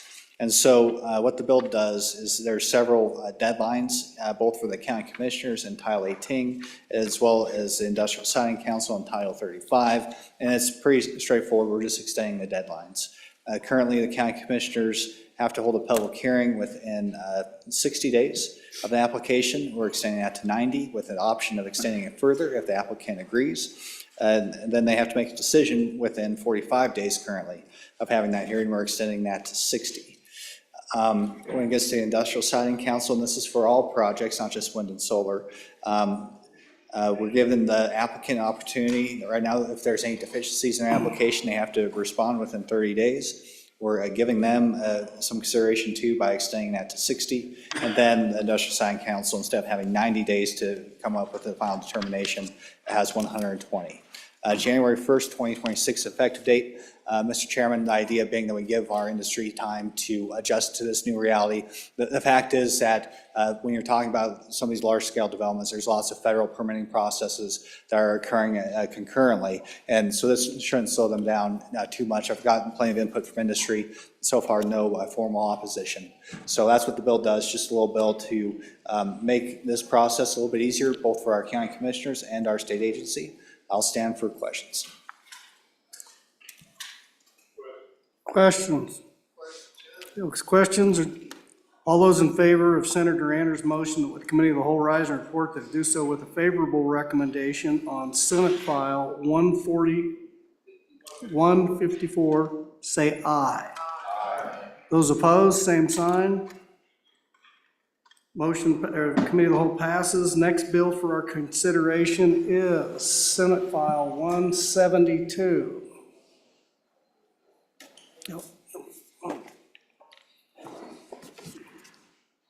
Senate File 172, Physical Therapy Licensure Compact, sponsored by Senator Boner, an act relating to professions and occupations.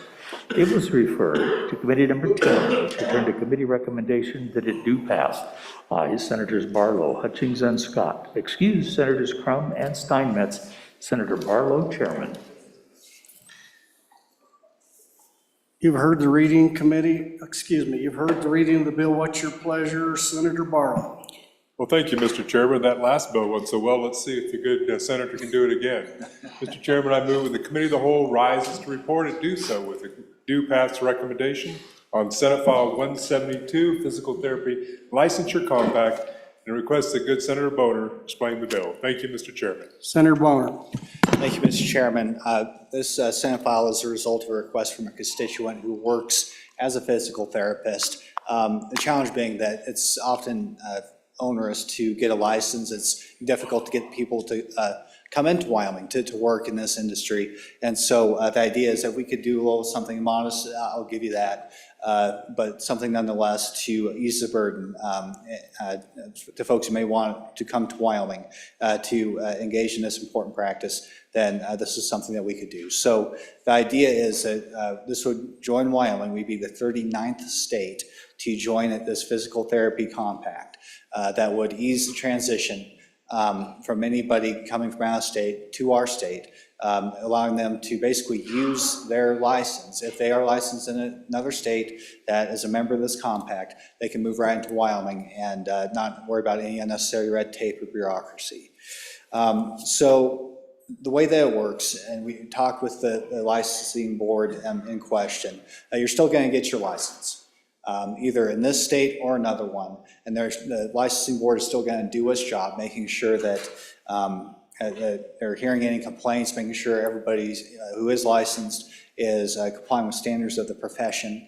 It just simply streamlines the process. So the way that this works is, say you're in the state of Wyoming, you want to move elsewhere, you want to come here, you just have to go online. It takes about 10 minutes, and maybe it costs you, it depends on the state, an additional fee, between $100 and $200, most of them are, to get your reciprocal license within the state of Wyoming. So this is like any other compact that we deal with, Mr. Chairman. There's not really a whole lot of opportunities for amendments. Either you take it or you leave it, and so that's a 60-page bill.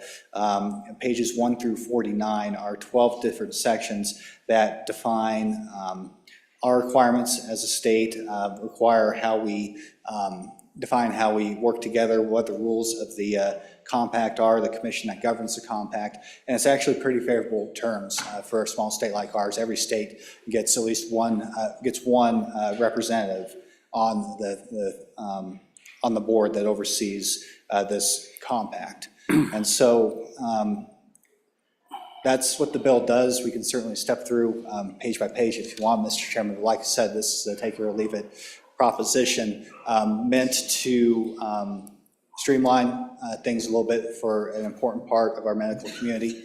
And I'll stand for any questions. Questions? No questions. All those in favor of Senator Barlow's motion with the committee of the whole rise and report to do so with a favorable recommendation on Senate File 172, say aye. Aye. Those opposed, same sign. Next bill for our Senate File 172 is passed the committee of the whole. Senator Driscoll. Having voted on the prevailing side of Senate Journal 2, I move for immediate reconsideration on the third reading vote of Senate File 2.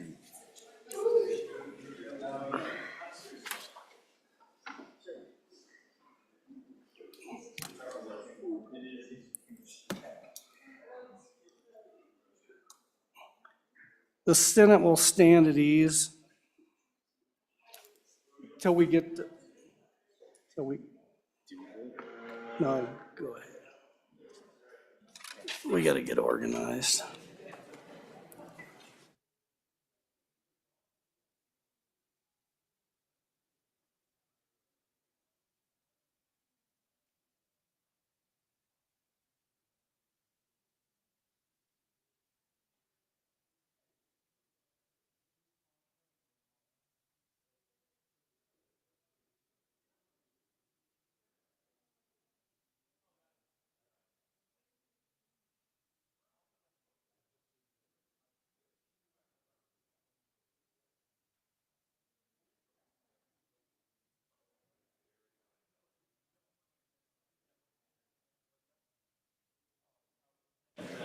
Committee of the whole will come back to order. We have a motion on the floor to reconsider Senate Joint Resolution 2, so this will be a vote whether we want to reconsider that or not. The Chief Clerk will call the roll.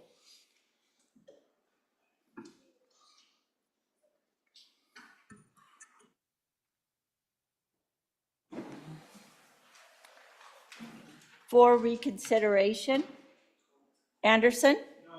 No. Barlow? No. Boner? Aye. Brennan? No. No. Case?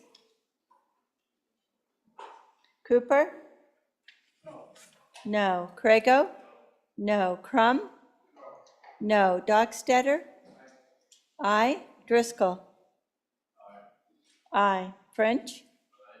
Aye. Guru? No. Hicks? Aye. Hutchings? Aye. Ide? Aye. Case? No. Jones? Aye. Cole? Aye. Landon? No. Larson? Aye. McEwen? Aye. Nethercott? No. Olson? No. Pappas? No. Pearson? Aye. Rothfuss? No. Salazar? Aye. Schuler? No. Scott? No. Smith? Aye. Steinmetz? Aye. President Beitman? Aye. Closing vote. Closing. Vote closed. For reconsideration, 16 aye, 15 no. Okay, that motion is carried. We'll now vote on whether Senate Joint Resolution 2 will pass committee of the whole. I believe this will be a voice vote. If that's wrong, please let me know. Okay. Okay, all those in favor of? No, we need to do a roll call. Okay, we'll do a roll call. Chief Clerk, call the roll.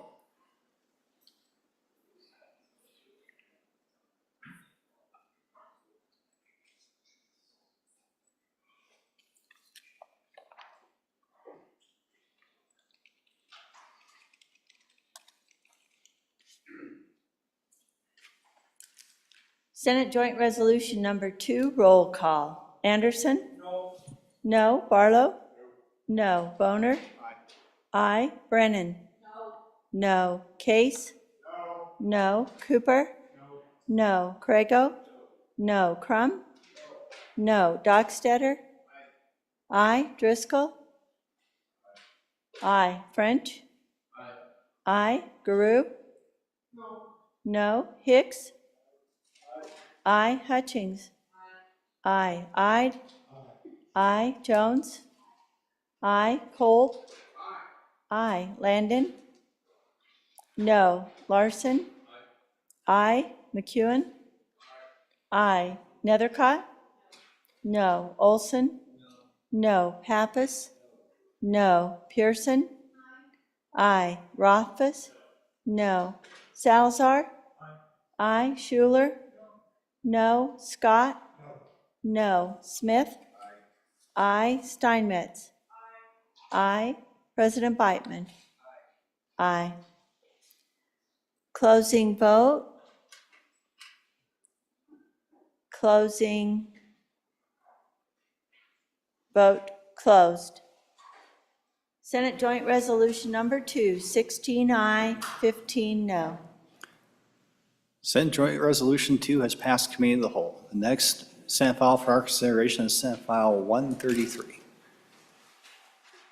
The clerk will read the Senate file.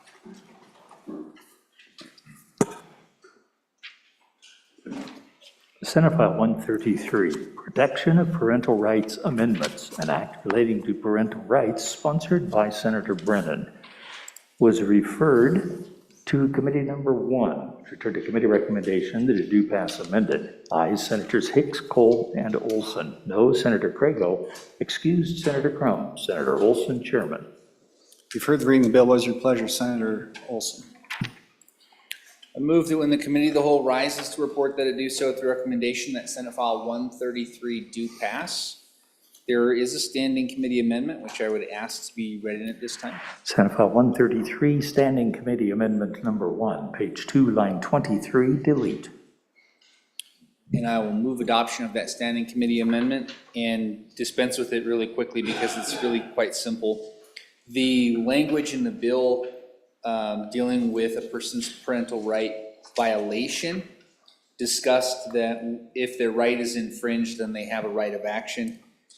But the original bill language also said if their right was infringed or will be infringed, like a future tense infringement. a person may have an action. And so what your committee number 1 did was it removed that future tense language, or will be infringed, or any impending violation, to make it clear that there has to be a harm that occurs first before someone has a cause of action. And I'll take any questions on the standing committee amendment. Any discussion on standing committee amendment? Senator Brennan. Thank you, Mr. Chairman. I'm going to push back just a little bit on the standing committee amendment and just explain why it is in the bill. This language will be infringed upon, is going to protect those people. So this, when we get into this bill is going to deal with parental rights and that type of parental rights. But if, say, a school district creates a policy that would possibly cause harm, if we remove this language, then we have to wait until there's harm done to the child before a parent could question that policy. With this language, they can come and say, hey, this policy is harmful, and this policy in and of itself is going to infringe upon our parental rights. So I would ask that we vote down this amendment. Senator Smith. Mr. Chairman, yeah, I oppose this amendment. Will be infringed or anything like that, any future tense. Parents should be able to challenge bad policy whether or not they've been immediately infringed or not. So the dapper man from the Rocket City over there mentioned that in his town, somebody was being transitioned, the child was behind the parent's back. Well, whether I'm the parent of that child or not, if I'm in that district, I should be able to challenge that. And this language allows for that. And I think if you take it out, it does not. Any further discussion on the standing committee amendment? Senator Crago. Thank you, Mr. Chairman. So in committee, one of the reasons we brought this is it's pretty unique language. There's not many places where you can bring a cause of action for something that has not yet happened, especially for damages. Now, you might be able to bring something for injunctive relief, you might be able to bring a declaratory judgment action, but you can't actually bring an action for damages until the damages have occurred. And as we read this, that's what we thought it said, so that's why the committee put the amendment in. I'd ask you to adopt the amendment. Thank you. Any further discussion on the standing committee amendment? Senator Smith. Again, Mr. Chair, this is really good language. This is just standard. Parents have been infringed in this state and other states around the country. I personally feel like my rights as a parent have been attacked by the opportunities that have come up with my children. So I like this language because if I see a bad policy, I should be able to challenge it without being attacked by the school board or by schools, by administration, or I should have a cause of action. Senator Olson. Thank you, Mr. Chairman. Just strongly urging your adoption of this amendment. This is just simply not how the law works. A harm has to occur before you can have a cause of action. So it's not whether that's really important, because otherwise a person could, anytime they felt like they disagreed with something, that they could just bring a cause of action. Again, just to be very clear, the only area in law where you would have a future action like this would be injunctive relief, and that's still available as an option. That's not being prohibited. It's trying to bring an action for damages when a harm hasn't occurred. The first thing you have to prove in court is that a harm actually occurred in order to get any compensatory damages. So it's just simply not how the law works. So we really should adopt this amendment and not move forward with the language. Senator Nethercott. On and for the amendment, so that we don't upend the entire history of both English common law and American law by creating a cause of action before a cause of action actually occurs. On and for the amendment, where the bill is completely unlawful. Any further discussion on the standing committee amendment? All those in favor of the standing committee amendment number 1, Senate File 133, say aye. Aye. Opposed, say no. No. That motion carries. Okay, division being called. All those in favor of standing committee amendment number 1, please stand.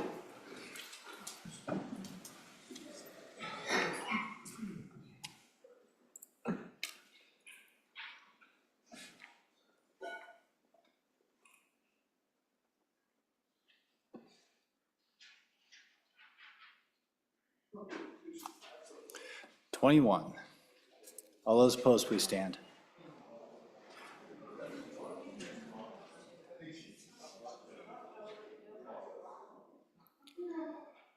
Six. Thank you, Senator. Standing Committee Amendment number 1 has passed. We're back on the bill. Senator Brennan, you want to tell us about the bill? Thank you, Mr. Chairman. So this, Mr. Chairman, is a protection of parental rights amendments. We have passed, especially over the last few sessions, some good protection of parental rights, but we don't have a cause of action.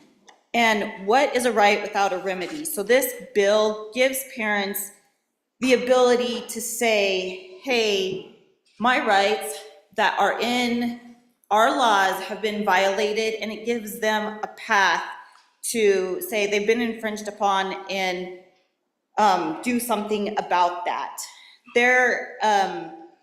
And this actually can be good for the state too. There's been 6 states, including 2 neighboring states, that have passed this type of legislation to go with their parental rights. And they found that there's actually a lot less litigation in these because it's gonna put our schools and other entities, it just makes them aware that there is a law and that parents have rights, and it puts them on notice. So that's the gist of what the bill does, and I will stand for any questions. Any discussion? Senator Roberts. Thank you, Mr. Chairman. I've reread this paragraph like 5 times, even with the amendment, and I'll be perfectly honest, I don't understand it. As you get through it, you know, this person whose parental rights is provided under this section has been infringed or will be infringed, we took out the will be infringed, in violation of this section, may assert, all that makes good sense. The violation as a claim or defense in a judicial or administrative proceeding, regardless of whether the state or one of its political subdivisions is a party to the proceeding. I don't know what we're talking about. I mean, I know the statute. I remember working on the statute. I voted against it, but still, we're going with it existing. This just doesn't sound like what I'm expecting for a private right of action language or anything. We go through these all the time, and this is so different from that. I don't know what the significance of, regardless of whether the state or one of its political subdivisions is a party to the proceeding is. The last sentence makes good sense. But so what's going on here is my first question. Like, what does this language actually mean? Maybe my Judiciary Committee can tell me because they're lawyers, but I know I'm not.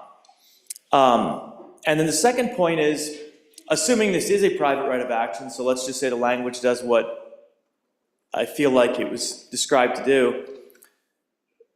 Whose money are we taking on a settlement? Is that coming from presumably the school district at that point? Yeah, which again gets back to, yeah, so we're basically taking money from students if that is the case. And so how is that a remedy we want?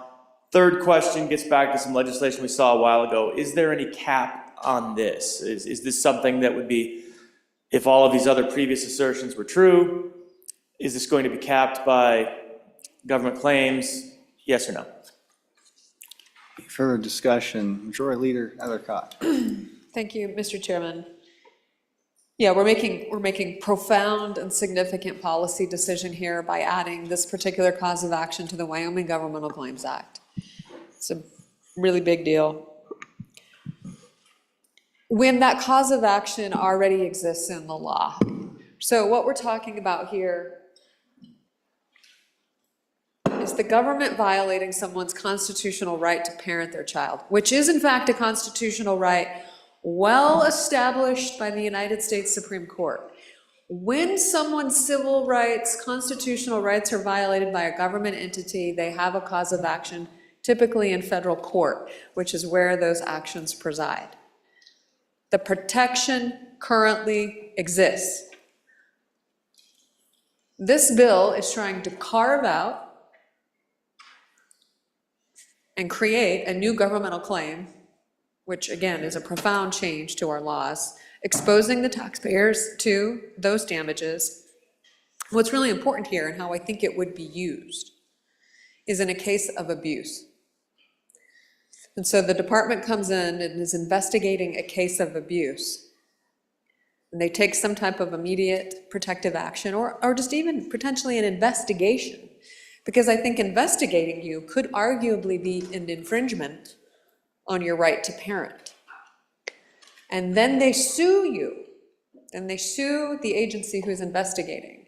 And that stalls everything out. And then they get rights to discovery and they get rights to intervene. And this child that may be actually being harmed, I know we're having all these scenarios in our head of government overreach, which is real, and I don't want to diminish that, but there's a lot of children being sexually abused, physically abused, and neglected that are the vast, vast majority of these cases, and that harm is very real. And this would be weaponized in a way to stop that investigation, get access to all that information, and potentially put that child in danger, and or those caseworkers. So I understand the intent of the bill, and I appreciate it and know that it's important. And we have historically, there's a bill every year to protect parental rights. We continue adding layers to that. The Constitution of the United States and the United States Supreme Court already affords those protections.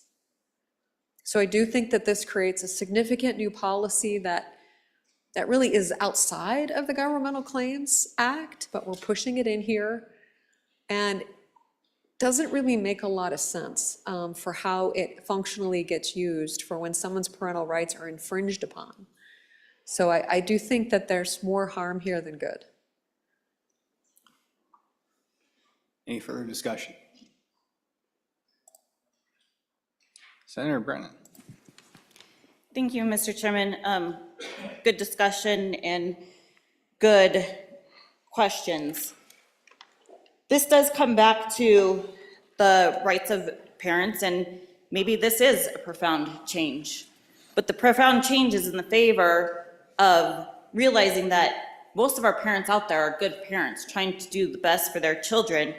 And these parents have a right to be able to raise their kids according to their values, and that should not be challenged by any governmental schools or any other governmental sector. And if those are being challenged, then parents should have a ability through the court system. And they may or may not win that, but they have the right to go to the courts, or should have the rights to go to the courts and say, my rights are being infringed upon. And that is simply what we are doing with this bill. Thank you. Any further discussion? Senator Smith. Mr. Chair, this has nothing to do with looking into a DFS matter or things of that nature. This is really getting at what's happened in the last several years that we've all seen right up in our grill. It's a sad day, but we do need to protect parents' rights. Parents should have the ability to speak out on behalf of their kids and against policies that they don't like. And those policies have been infringed in a lot of cases in recent years. Parents were silenced, they were bullied, and quite frankly, they had little or no recourse unless they were wealthy or they were an attorney. This puts little teeth in that, and it also puts school boards and superintendents on notice that they should think long and hard before they get in the middle of parents' rights to parent their children. Senator Cargill. Thank you, Mr. Chairman. So this actually has everything to do with our department that handles children. They were there, they testified in committee about what this bill will do and how it will affect their ability to handle abuse and neglect cases. The good floor leader, who wasn't actually in the committee, but she nailed it. This will be used as and it's actually the main reason I voted no in committee. And we talked about it there. It will prevent our department from being able to protect kids, because every time they fire up an abuse and neglect case, they're going to get sued, because that's exactly what the language in this proposed bill does. And so I just want to point that out, that's exactly what it does. Any further discussion? Senator Rothfuss. Thank you. I'm just back again with my original question, and I'll reframe it. I don't understand what these words mean in context with the statute 14.2206. I just read through the statute. What the implication of, for example, regardless of whether the state or one of its political subdivisions is a party to the proceeding. So you're creating a proceeding of some sort. I don't know who filed it, if not the state, because 14.2206 is talking about the state and political subdivisions of the state. So this seems to imply that these parental rights can be asserted in any proceeding with anybody as being some sort of a defense, but 14.2206 only applies to the compelling state interest aspect of the state. I'm really struggling to understand. I understand the high-level narrative of what this is trying to do. I do not understand how the language accomplishes that objective and what the specific language of this bill does. And I think it would be worthwhile to have more discussion, because even if we support the idea, and I think there's some concern about whether the idea is going forward, I would like to understand how this language achieves that and what the specific provisions mean. Any further discussion? Majority Leader Nethercott. Thank you, Mr. Chairman. I just kind of want to pile on here as to the significant concerns. Whatever scenario you're thinking about that's happened in the last few years with schools and masks and whatever that might be, this doesn't relate to schools. This is very specific to all government entities. And so that triggers the department who handles children or law enforcement, or this isn't limited to schools and what's happening within schools. This really does have to do with protecting children from all forms of terrible abuse. The sophistication and insidious nature of sexual abusers of their children is significant. And their ability to take advantage and defend themselves and weaponize this particular statute, this particular bill, to block, obstruct an investigation is incredible. I mean, it's an incredible weapon against protecting those children. Again, I just want to show how broad of a weapon this is for what you think is protecting parental rights, and I just don't think it's achieving the result you're hoping, and is probably harming more kids than any parental rights it's trying to protect. Senator Crago. Thank you, Mr. Chairman. I just wanted to say that I know that's not what the sponsor's trying to do. We all know that. We applaud her effort to protect parental rights, but that's not what the words on the page do. They don't achieve the desired result. Is there a result that could be had somewhere? Absolutely. I'm just afraid if we pass this, we'll be doing much more harm than we will be doing good. Any further discussion, Senator Culp? Yeah, thank you, Mr. Chairman. I look forward to the bringer of the bill possibly come up with an amendment. I want to move it through committee of the whole and give a chance to make that said amendment if possible. So still on for the bill for that purpose. Thank you, Mr. Chairman. Any further discussion? Senator Brennan. Thank you, Mr. Chairman, and again, thank you for the great debate on this bill. Again, this is to give parents a right when the rights have been infringed on. Could parents bring something if their rights have been infringed on with certain departments that are there to protect the children? Yeah, that could happen with this bill, but is it likely? Only if they really are being infringed upon, Mr. Chair. And the reality is there are times that parents might have that. I mean, say you have a child who wants to transition and the parents are working with them and saying, hey, let's slow down. And somebody says, well, that's abuse or that's neglect. And then the department of comes in and says that's abuse or neglect. Should that parent have a right for action? I I think yes, that parent should have a right for action. Is that gonna happen very often? No, I don't think so. I think when there's real damage being done to children, this is not gonna be used against those. Again, this is for our parents who need, parents have a right to raising their children. And if that wasn't an issue today, we wouldn't be standing here talking about it, but it is an issue today. So I urge the body, please, let's move this bill forward. Any further discussion? Seeing none, all those in favor of the motion that when the committee hold rise and report, that do so with favorable recommendation in Senate File 133, say aye. Aye. Opposed, say no. Division. Okay, all those in favor, please stand.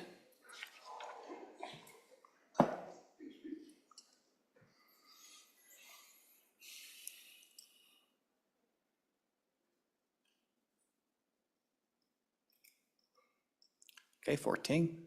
All those opposed, stand.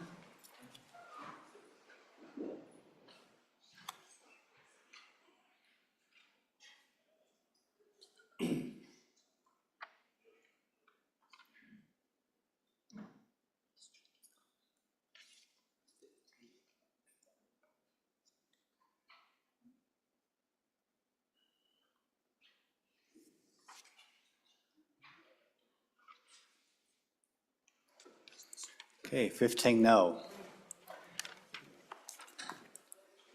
Having failed a standing division vote pursuant to Student Rule 6-5A, a roll call is required. The chief clerk will call the roll. Committee of the Whole roll call vote on Senate File 133. Anderson? No. Barlow? Barlow? Aye. Boner? Aye. Brennan? Aye. Aye. Case? No. Cooper? No. Crago? No. Crum? No. Dockstetter? Aye. Driscoll? No. French? Aye. Guru? No. Hicks? Aye. Aye. Hutchings? Aye. Ide? Aye. Jones? No. Cole? Aye. Landon? No. Larson? Aye. McEwen? Aye. Nethercott? No. Olson? No. Pappas?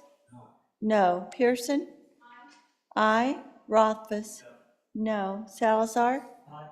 Aye. Schuler? No. Scott? Aye. Smith?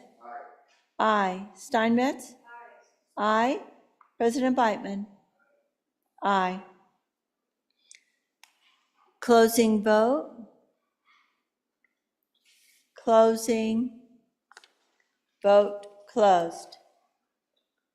Senate File 133, 17 ayes, 14 noes. Senate File 133 has passed the committee of the whole. Next Senate file for consideration is Senate File 145. Bring clerk read in the Senate file. Senate File 145, Local Governments Investments in Equities, an act relating to public funds, sponsored by Senator Nethercott, was referred to Committee Number 7, which returned a committee recommendation that it do pass amended. Ayes, Senators Boner, Case, Dockstader, and Landon. Noes, Senator Steinmetz. Senator Case, Chairman. You further reading the bill, what's your pleasure, Senator Case? Mr. Chairman, I move that when the Committee of the Whole rises to report, it do so with a due pass recommendation on Senate File 145, Local Governments Investments in Equity. I asked, there's a standing committee amendment, I'd ask to be read at this time. Senate File 145, Standing Committee Amendment Number 1, page 2, line 10, delete. Mr. Chairman, I would move the standing committee amendment to Senate File 145, and for an explanation of the bill and to discuss the standing committee amendment, I'll ask that you call on the good sponsor, Senator Nethercott. Senator Nethercott. Thank you, Mr. Chairman. Good senators, as you recall, in 2022, we put forth to the people a constitutional amendment asking them whether or not we should amend our constitution allowing local governments to invest in equities. That amendment successfully passed with, I think, a 57% voter turnout, voting in favor of allowing those local governments to be able to invest in equities. This is the bill authorizing those local governments to do so, consistent with the constitutional authorization for it. This bill was actually worked in the Capital Finance and Investments Committee, and ultimately didn't get it through the finish line, so I agreed to take it up. But the bill has had significant review through our treasurer's office and the investment professionals located within there, meeting their satisfaction, and of course is in full support by those local governments. As we know, we are definitely impacting their source of revenue generation, and so they're looking at alternative sources to generate revenue that would not impact their constituents through taxes, and this is one vehicle that we certainly know well here at the state level. Our investments providing a significant return for us as well, so they are seeking the same. So speaking to the bill, it's really the heart of the bill is on page 2, and it really just outlines that these local governments that can already invest in other types of investment vehicles, with the exception of equities, we're just including that ability to invest in equities, which is found on page 2. The standing committee amendment is really a reflection of some additional final concerns out of our chief executive's office, providing just some clarifying language. And if we look at that amendment, it just clearly indicates to the local governments that the investment of equities is a risk that they take themselves. And then also further clarifying that the SLIB board, which consists of our treasurer for the state and the investment team associated with that office, will determine the investment policy and provide those sideboards consistent with the SLIB's investment policy. And so that really is, I think, the guardrail and the parameters that those local governments are seeking. That is the amendment in general. With that, I'd ask for your favorable consideration on the amendment that has been moved. Any discussion on the standing committee amendment? Okay, seeing none, all those in favor of standing committee amendment number 1, please say aye. Aye. Those opposed, say no. Standing committee number 1 has passed. We're back on the bill. Any further discussion? Senator Hicks. Yeah, Mr. Chairman, on and against the bill, as the sponsor said, this was looked at by your Capital Finance Committee. In fact, we looked at this version, we looked at a number of versions. At every meeting that we had, we took this up and discussed it. And this bill failed in the Capital Finance Committee because it's not ready for prime time. And the other component of this thing, so let me talk a little bit about it. So under this bill right now, if you go to it, investment of public funds on page 1, it says the state treasurer, the treasurer of any political subdivision, municipality, special district of this state, the various boards and trustees, county hospitals, airports, fairs, other duly constituted boards, predator control boards, solid waste disposal boards. Every one of those boards under this provisions in this bill would be able to go out and start investing local government funds in equities. Now, you bring in the new section down there, it doesn't say that the SLIB board can restrict that law. We write the laws, folks. And if it doesn't specifically call out and say, and this was one of the issues that we came up that we grappled with, who should be eligible? You really want your fair board, your predator board to be invested in equities with local money. That was a conscious decision to try to narrow this down by that committee. And we tried to narrow it down to just certain municipalities, restrict it to the number of positions, because this is going into the stock market. That's what we're talking about here, having your local fair board invest in here. So we had limits on how much money they could invest, how long the duration you could be, because it's not a checking account, you know, what the requirements were for investment as far as having policy advisors. Is it somebody that's got $10 million under investment, but they're accredited with a local investment firm? We went through all of these issues in detail. More importantly, the treasurer's already been working on this. The other reason that the Capital Finance Committee rejected these bills is because the treasurer's been working, they've been out for rules, they've sought participation from all of those local entities to do what we call WILD Star 3. which would be an equity fund managed by our investment professionals in the state treasurer's office. They haven't done all the rules yet, that's still out there. That was in response to the constitutional amendment that would allow those local entities to a pooled investment managed by professional investment staff by the state of Wyoming. So it does say in here that we're going to follow all the rules or all the laws that we've already promulgated.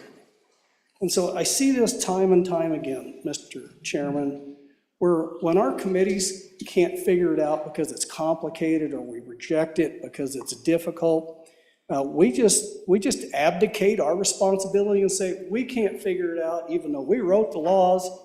Let's kick it over to the SLIB board and let them do our job for us.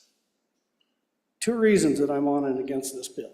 It's not ready for prime time, Mr. Chairman. We got Treasurer's Office still working on WildStar 3 to allow those local governments but under the investment by the state treasurer's office and those same professionals that manage $31 billion would manage WildStar 3, not your local investment guy down the street.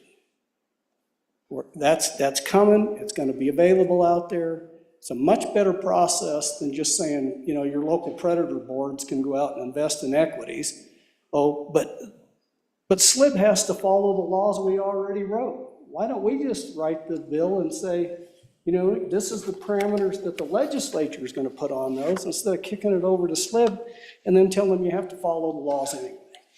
It's a little bit circular and redundant. It's not ready for prime time, Mr. Chairman. On and against the bill. Senator Nethercott. Thank you, Mr. Chairman. For clarity, Senators, I'm the Vice Chairman of the Capital Finance and Investment Committee.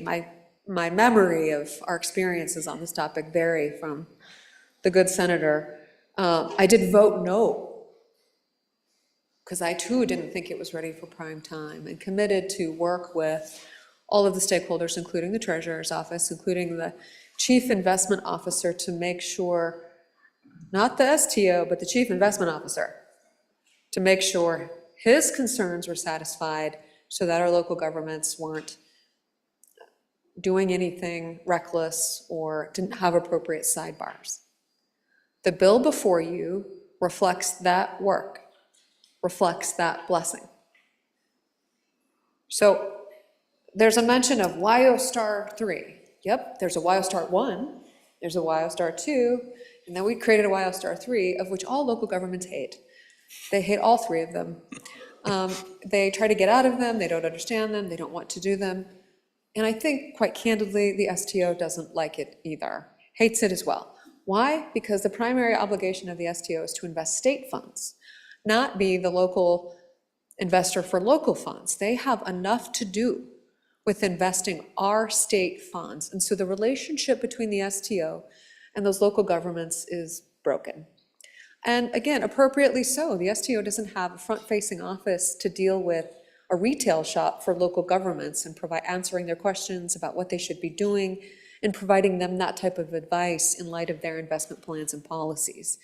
And so we have created these funds, and those funds are good. I think that local government should try to invest more in those funds, but it's just not working. It's not working. And both parties admit it's not. STO doesn't want to do it. Local governments don't want to do it either. So us continuing to try to force this is not seeking the results that our local governments need. Again, the people spoke in 2022. They voted and they said, we would like to authorize our local governments to do this. Going through the list of entities that are allowed to invest, that's current law. It's current law. Current law. If you'd like to amend that, bring an amendment. But that's current law where they are allowed to invest in all matters of investment with the exception of equities. So that's it. We're not, trust me, I didn't particularly bring out the term fairs for this bill draft, but it is all local governments. So again, I do think that the bill is ready for prime time.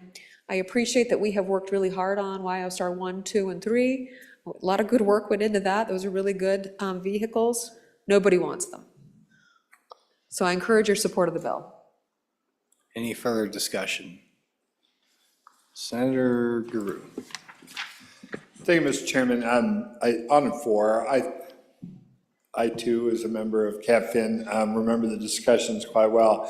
I think the operative thing here, folks, to take a look at is the amendment, the standing committee amendment, after working with all the entities that the bringer of the bill talked to, I think addresses the two biggest concerns. One, a bright red line that you are taking some risk here and you know that you are taking risk. Two, the next one down, and it talks about the sideboards that are part of the SLIB board, the investment board, and the investment professionals are going to put together the policy that each local entity shall follow. What this is all about, at the end of the day, is to allow, let's say you've got some solid waste board or somewhere, you've got a sinking fund where you're actually doing the right thing, and you're putting money away out of everyone's payments each month for their water, sewer, whatever it is, to build a sinking fund, to build a new plant, or to replace the water lines 40, 50 years hence, and be able to actually invest in a long-term vehicle to get you a good return on your investment, better than some of things like Pool A and some of the more conservative investments. So this way you can kind of go out a longer period of time and make some money and allow them to get the job done. One of the things we've been talking about here a lot lately is how are we going to backfill, how are we going to make sure that these small boards have the money to do the things they need to do. This is one, on 4, thanks. Senator Hicks. Yeah, Mr. Chairman, so we talk about all these duties and that the state treasurer's office just doesn't have the time to do this. That's why they're setting up Wildstar free. They're already doing this. And they pool that. And they pool that for everybody for a reason. You got a large pool, you got rules and guidelines behind that, allows those professional investors that manage $31 billion of the state of Wyoming. So that's going on already, that's available. We write the laws and we write the rules. And what this says is we're going to abdicate our responsibility to write the rules and regulations and the policies and the laws governing. We're just going to say, SLIB, you go. Let me read what it says in the standing committee amendment, because this is really the key component of it. It says, if you go down in the standing committee, it says the board shall, in the investment policy statements, require the conditions comparable to the requirement conditions specified in 94715 and 94716. That sets out all the requirements for the state treasurer's office in law on how they invest our funds. We're just saying now you have to go adopt the laws and follow them. Why didn't we do this? It's because it's a little more complicated than just kicking it over and saying, we couldn't figure it out, now SLIB board, you go figure it out. Guess what? They're pretty busy people too. Unlike our investment staff that are busy, but they're already investing these funds through Wildstar 1 and Wildstar 2. They'll invest them in equities through professional management that derives a higher rate of return and protects all the investments for those local government entities that are eligible to participate. We should do our job and not just kick this over to SLIB and say, you go figure it out. So on and against the bill. Senator McHugh. Thank you, Mr. Chairman. Boy, I'm really confused. We spent a week talking about local control and how they should be doing this and be doing that. I'm getting the idea that we only like local control when we like it. When we don't like it, we don't want to give them local control. Thank you, Mr. Chairman. Senator Nethercott. Thank you, Mr. Chairman.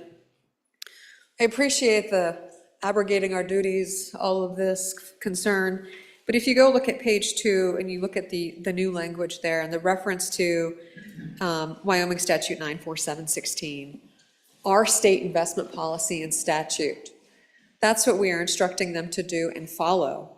And in our statute that we require the state to follow, where we're not abrogating our duty, may I read to you 94716A.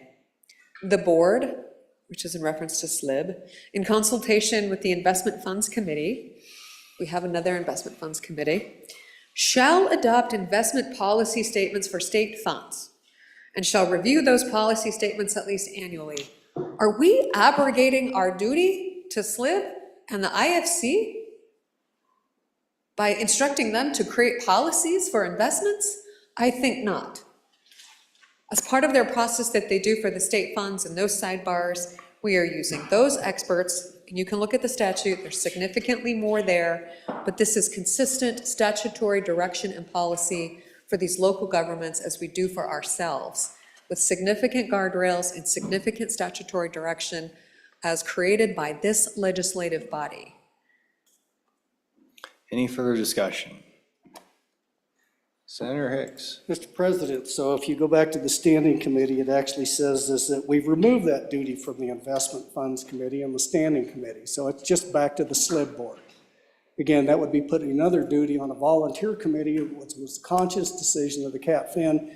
This really didn't need to go to the investment funds committee because they just provide guidance. They don't actually write policy for the state treasurer. So just a clarification on that, the standing committee eliminated that organization. Any further discussion? Seeing none, all those in favor of Senator Case's motion that the committee of the whole rise to report to do so with the favorable recommendation of Senate File 145, please say aye. Opposed, say no. Senate File 145 has passed committee of the whole. Next Senate file for consideration is Senate File 155. Reading clerk, read the Senate file. Senate File 155, International Physician Licensing, an act relating to physicians and surgeons, sponsored by Senator Driscoll, was referred to Committee Number 10, which returned a committee recommendation that it do pass amended. Ayes Senators Barlow, Hutchings, and Scott. Excused Senators Crum and Steinmetz. Senator Barlow, Chairman. You've heard the reading of the Senate file. What is your pleasure, Senator Barlow? Thank you, Mr. Chairman. I move that the committee of the whole rises to report and do so with a due pass recommendation on Senate File 155, International Physician Licensing. There is also a standing committee amendment. Could I get that read in, please? Senate File 155, Standing Committee Amendment Number 1, page 2, line 12, after. Thank you, Mr. Chairman. I think we'll actually have the sponsor of the bill, Senator Driscoll, explain the amendment, and then we'll dispose of the standing committee if he so chooses during that. Thank you, Mr. Chairman. Senator Driscoll. Mr. Chairman, thank you very much. I ask for your favorable consideration on Senate File 155, International Physician Licensing. I'll have the amendments read in. I'm going to kind of explain the bill, and then we'll do the amendments slightly afterwards. We've got several. Folks, this is actually, it's a fairly lengthy bill, but it's mainly because of language. It is International Physician Licensing. It's exactly what it says. This bill sets up, as all of you know, you can look around whatever community you're in. It doesn't matter in Wyoming. You're short of physicians. It doesn't matter if it's northwest, southeast, middle of the state. You are short of physicians. We all are. So happens that we've got 250,000 physicians around the United States that are here. We have others that would like to come. What this does is follows what 14 other states have done. It allows foreign physicians that pass all the tests, speak English, do all the things that our physicians do. It allows them to come on a temporary permit. So with that, I'm going to kind of walk you through it. The starts kind of on page 2 with definitions, and they're fairly easy to go through.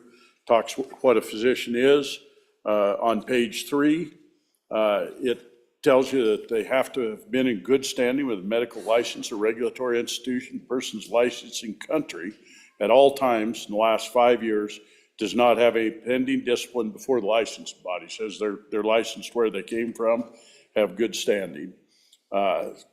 C, completed residency, a substantially similar postgraduate medical training program and practiced performing the duties of physician. License come for not less than 7 years after completion of a doctorate. D, practice medicine, fully licensed authorized physician, not less than 5 years of residency training or residency equivalent. we go back and as we go into it, E will be struck in an amendment. And then we drop down to the meat of the bill, which is page 4, about the middle of the page. And this is where it affects us and where it comes. Board shall grant a provisional license. It's not a full license, provisional license, to practice medicine in the state to any international physician that has an offer of employment. So they can't just come set up a shingle in your town and compete with your doctors. They have to have an offer of employment as a physician at any healthcare provider that operates in the state. Board shall require an international physician to complete an application form provided or approved by the board, pass criminal background investigation, and pay all fees required by the board to obtain a provisional license. We're on to page 5. Says that they will not grant a provisional license to practice medicine in the state to enter an international physician unless they're eligible, doesn't say they have one, eligible to obtain federal immigration status, allows them to practice. So they're allowed to actually apply for it. Once they've actually applied for that status and have the offer, then they can go ahead and apply for the provisional license. Middle of page 5, it says, may revoke a provisional license granted under this subsection if the international physician is not employed by a healthcare provider, operates under this period. It goes on to say they can suspend or revoke a provisional license under this section if the license is, and they can appeal it. So it goes on through it. Provisional license automatically, and this is probably the key part of it for all of you, shall automatically be converted into full license practice in medicine in the state after 3 years active practice under a provisional license in the state if the licensee has not been disciplined under Wyoming statute and subject to all the board's rules and regulations. Small d, provisional license, annually provide proof of compliance. It's up to them to provide it. Fulfillment containing the continuing medical education requirements required by the board. Small e, nothing in this section require the board to license on a provisional or full basis international without evidence of full compliance. Going on to page 7, international physicians required to obtain federal work authorization before commencing work and sponsoring a healthcare provider eligible to apply for a provisional license. It says they've got to do it and they actually have to come here not under a tourist permit but as a license. I will, international, on line 9, page 7, international, which is gap acceptable physicians who become licensed under subsection shall not need to maintain employment with the original sponsoring healthcare provider, provided at the conclusion of the provisional licensing period. There'll be an amendment that comes in that clarifies that a little bit. And then we just go on into definitions for the rest of the bill. So that kind of does the bill. What it really does is brings physicians in. If they've practiced under all our rules for time, then they're going to qualify for an original license. With that, I'd ask for the first amendment to be read in, please. Standing committee amendment has been read in. Would you like to move it? I would move standing committee amendment number 1 to Senate File 155. It's got to be read in for It was. You're on the amendment. Go ahead. Was it read in? Yes, Okay. it was read in. So this first amendment really, as a whole, the first part of it just clarifies language, and then the meat of it gets into page 5, line 18. And what it really does is inserts on page 5, line 18, after period insert, if the international physician loses employment with a healthcare provider, the license shall be suspended until the international physician obtains employment with another Wyoming healthcare provider. If the international physician cannot obtain the required employment within 6 months, the license will be revoked. So we set it up where they couldn't come get approval, wait 2 years, get another piece, and then get their license. Doesn't do it. On page 6, line 4, we talk about the license shall automatically, we delete automatically be because of what we just did. It doesn't automatically do it. And we inserted shall be eligible to apply to convert. So they don't automatically get a Wyoming license. They have to go to the board and be able to do it. And page 6, line 13, provisional license annually, once again, we deleted it, and then we made them comply on line 14, we have to comply with the board.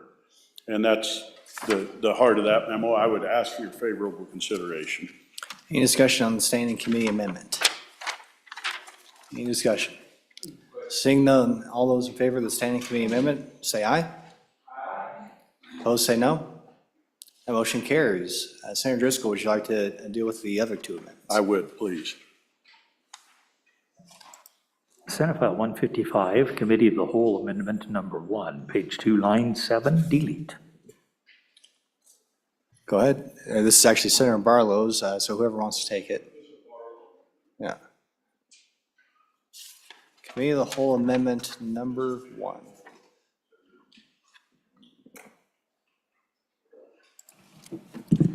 Thank you, Mr. Chairman. So my apologies, Mr. Chairman. So in the standing committee amendment, LSO came to us, said there was some technical things that would probably clarify and be more precise. So this is actually a technical correction that LSO brought to us. It has to do with the into this act. We amended that twice into the bill, into this article, into that first standing committee. This strikes that and puts it in a different spot, which is consistent with our drafting procedures. So this is strictly a technical, does not actually enhances the understanding of the section. Thank you, Mr. Chairman. My apologies. Did you move that one, Mr. Chairman? Mr. Chairman, did you move that one? Okay, that's right. Okay, that's right. Okay, good. All right, thank you. Any discussion on the technical correction? Committee of the Whole Amendment Number 1. Okay, all those in favor, say aye. Aye. Opposed, say no. Committee of the Whole Amendment Number 1 is passed. We have a Committee of the Whole Number 2. Senate File 155, Committee of the Whole Amendment Number 2, page 3, line 22, after. Senator Driscoll. Thank you, Mr. Chairman. I move Committee of the Whole Amendment Number 2 to Senate File 155. Folks, what this does is actually deletes the section. I've got to go to it. I don't have it in front of me. Sorry about that. Somehow I don't have that amendment laying here. Do you have it, Kev?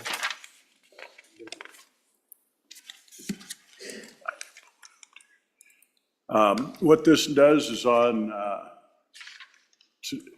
page 4, lines 1 and 2. That's I must have skipped over it. What this does is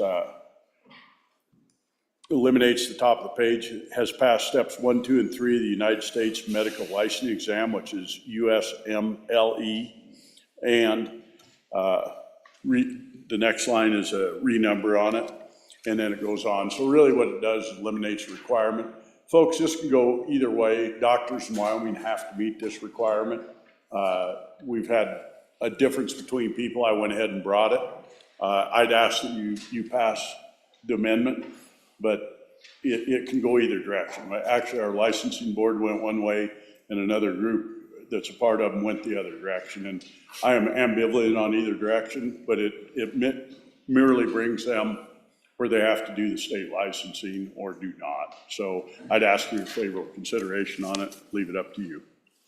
Any discussion on Committee of the Whole Amendment Number 2? Question. Okay, all those in favor, say aye. Aye. Opposed, say no. Committee of the Whole Amendment Number 2 has passed. We're back on the bill. Anything else, Senator Driscoll?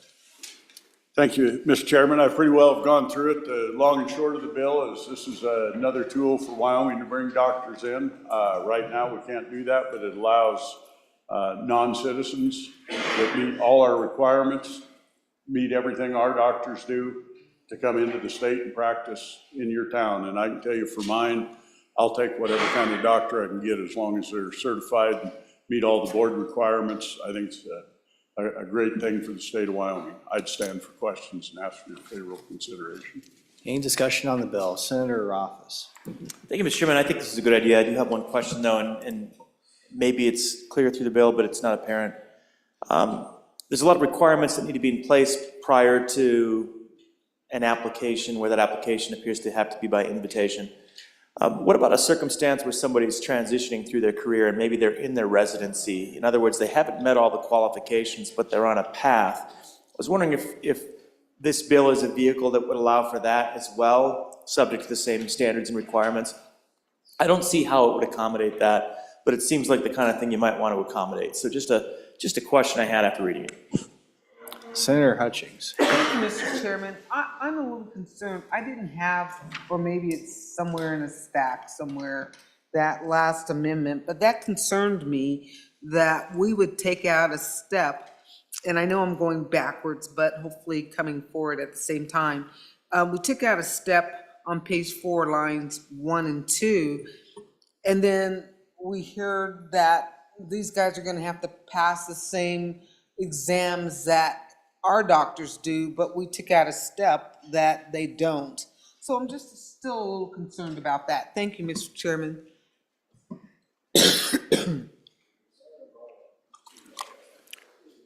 Thank you, Mr. Chairman. So in response to the question from my colleague from behind over the mountain, no, there is no do not pass go, do not collect $200. There is no alternative pathway. And in fact, I brought it up during the testimony, during the committee meeting, that this, I mean, you take a look at page 3, it's 5 years, 7 years, 5 years, post. So really the bars to get here, to be eligible for this are pretty significant, notwithstanding the immigration status and all of those. So certainly I think the bringer of the bill would be more than pleased to find a maybe a less rigorous pathway, but the way the bill presented now, with the exception of the testing requirement that was just removed in that committee of the whole amendment, there is still a significant, some significant bars to reach to be eligible to participate in this licensure. Thank you, Mr. Chairman. Any further discussion? Senator Ive. Thank you, Mr. Chairman. On and for this bill. The bill by itself is a good bill since it, reduces licensing requirements in the state for individuals from foreign countries. Personally, I would like to expand it to all American citizens, but just the way the bill is, on and for the bill. Any further discussion? Senator Driscoll. Mr. Chairman, yeah, I'll follow on that. That's a great comment. That was actually mine when I removed it. It's a little like I am with a lot of other things, just why don't we remove it for the rest of them? Because the sideboards are very high on this. I would be very open to anybody that would like to lower them if they doesn't endanger the bill. The truth is, it's unbelievable when you ask somebody, these are seasoned doctors. We're not bringing in medical students. We're not bringing in first-year doctors. These are doctors that have actually practiced and are pretty seasoned. I think any of us would be proud to have them in our community because these folks have done it.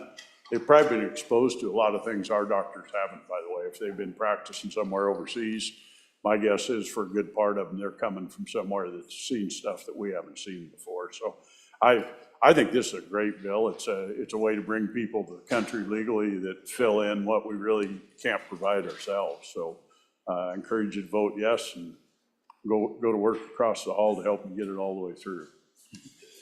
Any further discussion? Seeing none. All those in favor of Senator Barlow's motion that with the committee of the whole rise to report, do so with the favorable recommendation of Senate File 155, say aye. Aye. Opposed, say no. Senate File 155 is passed committee of the whole. Senators, I'm not sure what the plan is for tonight, but I think we might need to give staff a break here. It's been almost 3.5 hours. We're good. Okay, they're good. Never mind. Staff says run. Let's keep on going. Okay, next up we have Senate File 162. The reading clerk will read the Senate file. Senate File 162, Education Block Grant Model Amendments, an act relating to school finance, sponsored by Senator Scott, was referred to Committee Number 4, which returned to committee recommendation that it do pass. Aye, Senators Brennan, Olson, and Scott. No, Senators Rothfuss and Schuler. Senator Schuler, Chairman. You've heard the reading of the bill. What's your pleasure, Senator Schuler? Thank you, Mr. Chairman. I move that when the committee of the whole rises to report it, do so with the recommendation that Senate File 162 do pass. There is a committee of the whole amendment. Could you read that in, please? Senate File 162, Committee of the Whole Amendment Number 1, page 2, line 12, after. And I will turn the time over to the sponsor, the good senator from Natrona County. Senator Scott. Mr. Chairman, Senate File 162 is in the education area. Mr. Chairman, I will explain what the bill does. We'll deal with the standing committee amendment, which is a fairly technical matter, and then we'll talk about some of the need for the bill and why it's being brought at this time. Mr. Chairman, the fundamental thing that a school district does, education, is teaching. And the people that do it are obviously the teachers. What this bill is designed to do is to protect the funding that goes from the teachers from being rated for other purposes. And it does it by putting those in a category within the block grant that can't be transferred out for other purposes. Can be added to from the rest of the block grant, but you can't move money that is coming originally for teachers and their benefits to other purposes. That's what the bill does, Mr. Chairman. It's pretty simple. You see that right at the top of the page there. This data collection by the State Department of Education. There is a set of exceptions on page 2, starting on line 9, that are really for the very small operations where people have multiple roles, and this sort of thing would get him too difficult to enforce and collect and be meaningless. But that's the substance of the bill, Mr. Chairman. The amendment, which was read in and which I'll move at this point, adds to the list of exception the 2 virtual schools that are present in our current school system. They're a very different animal, and this really doesn't affect them because, again, you've got multiple roles. It doesn't seem to be part of the problem.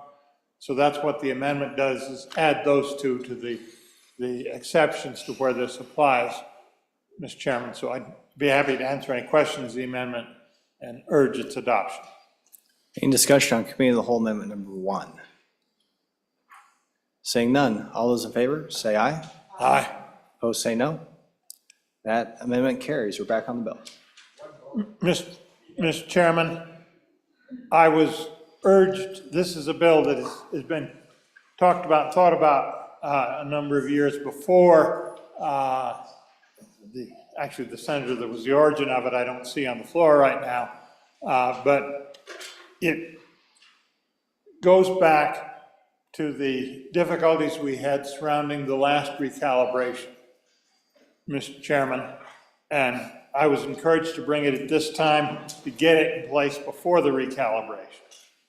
And what happened during the last recalibration and the run-up to it in the year before, there was quite a bit of controversy, often between the 2 houses, Mr. Chairman.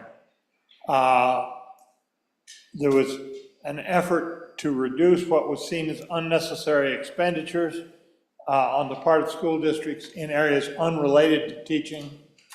And often when that effort was made, there would be a response from the districts that you were cutting teachers, naturally. Most important thing they do, so if you try to cut them, they say you're cutting the most important thing they do. And this was designed in part to put a stop to that. Second, there was allegations that they were, in fact, Mr. Chairman, diverting money from, there were a lot of ghost teachers. There were more teachers in the model than were actually present. And the salary and benefits for those teachers was going somewhere, wasn't going to having the more teachers. And the health benefits in the model were based on the state employees group plan, which only one school district, mine actually, participated in. And the other districts were making money off these benefits And that was creating, it was alleged a slush fund that was going elsewhere.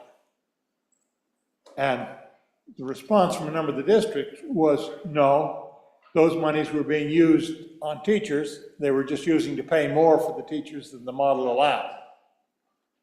And Mr. Chairman, when I looked into the matter, there was truth in both sides of that.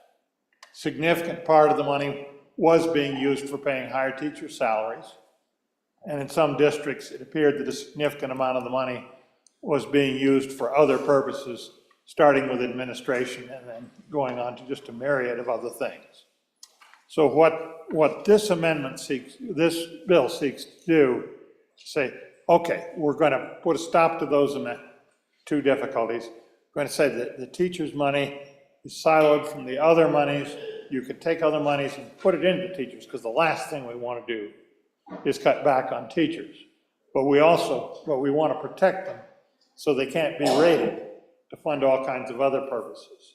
And that's what the bill does, Mr. Chairman. I think it will ease our way into the recalibration, be significant guidance to the recalibration.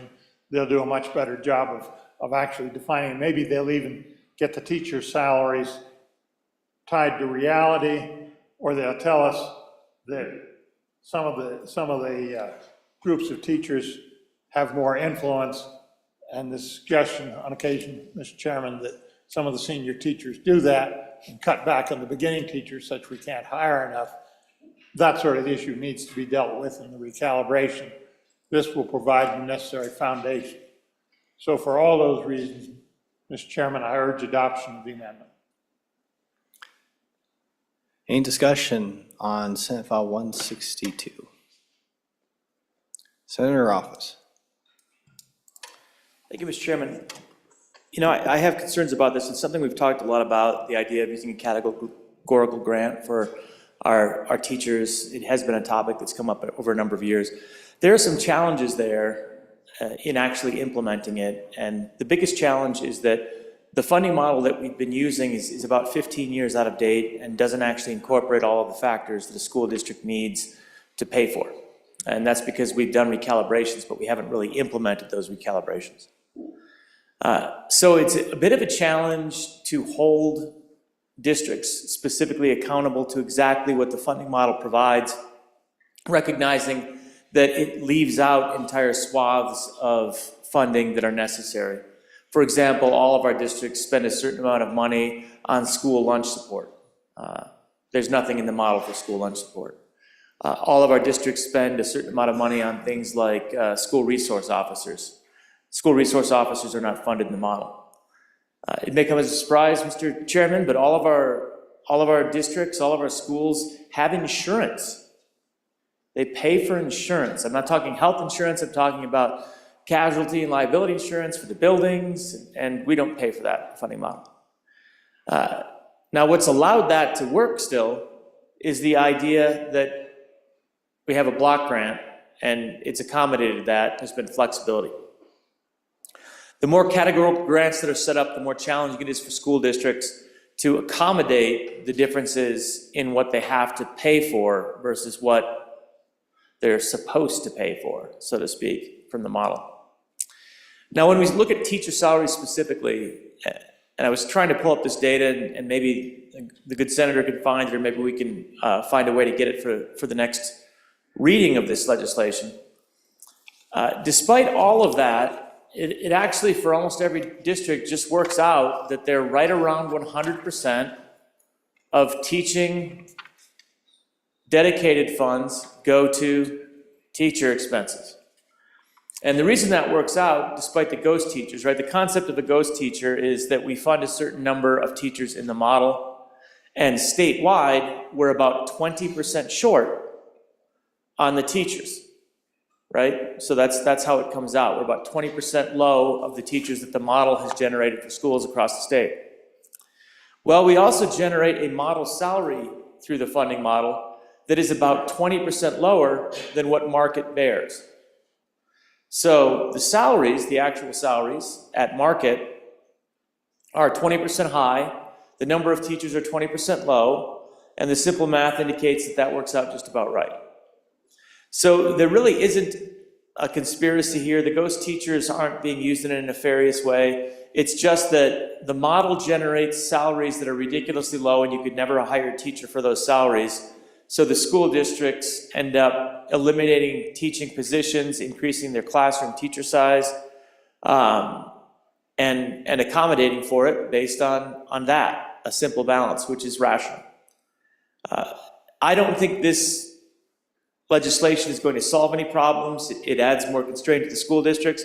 But I do think, Mr. Chairman, that these are the types of things that we'll explore in detail during the recalibration and really understand it. And there's been a push for many years that if this is a desire to have the right number of teachers, the regrettable thing is that costs probably $70, $80 million extra a year, because you have to pay the real salary times the number of teachers, and that turns out to cost substantially more. So there's an easy solution. This problem has been solvable for as long as I've been involved in education.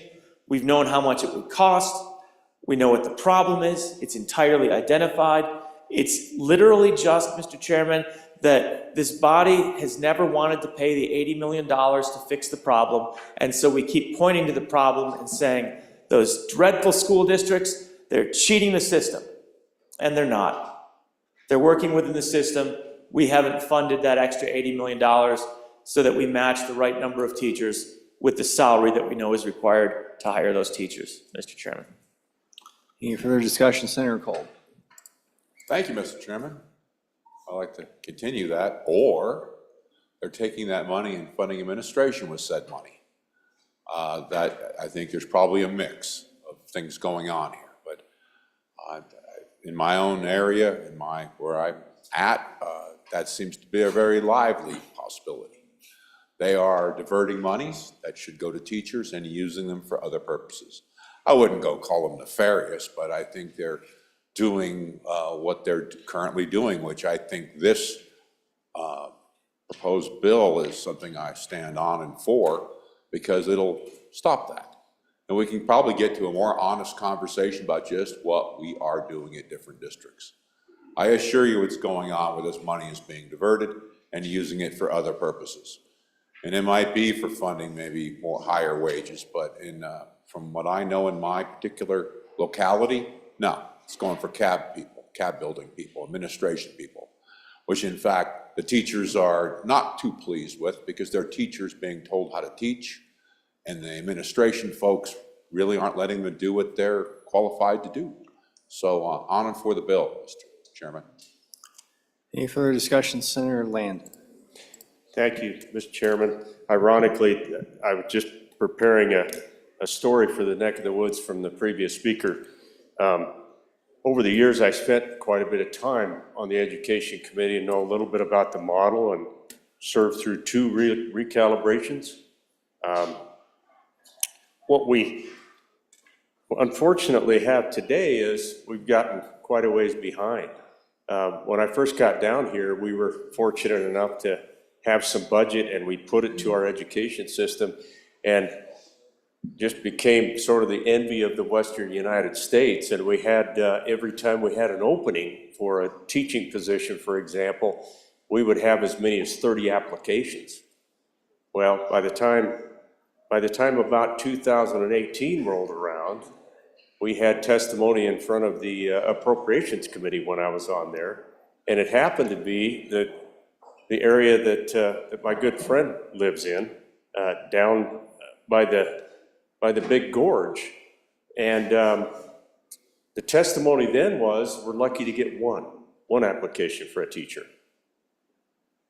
I just want to use this analogy too, Mr. Chairman, because I think this is important. I don't think this bill is going to solve anything, but we can decide that here in a minute. If you have a graduate come out of say a school from up in the state just to the north of us, and she has an opportunity to stay close to home, or maybe we're trying to entice her to come down into the Bighorn Basin at one of the high schools there, one of the schools there. You have to be able to pay her more or she's not coming. We're not producing enough teachers out of the state of Wyoming to cover all those teaching positions. We have to be able to attract them from out of state. Well, that's where that money's going. Does some of it carry over to something else? Very possibly, absolutely. But the bulk of all of this is going to pay teachers higher salaries, or you don't get them. Thank you, Mr. Chairman.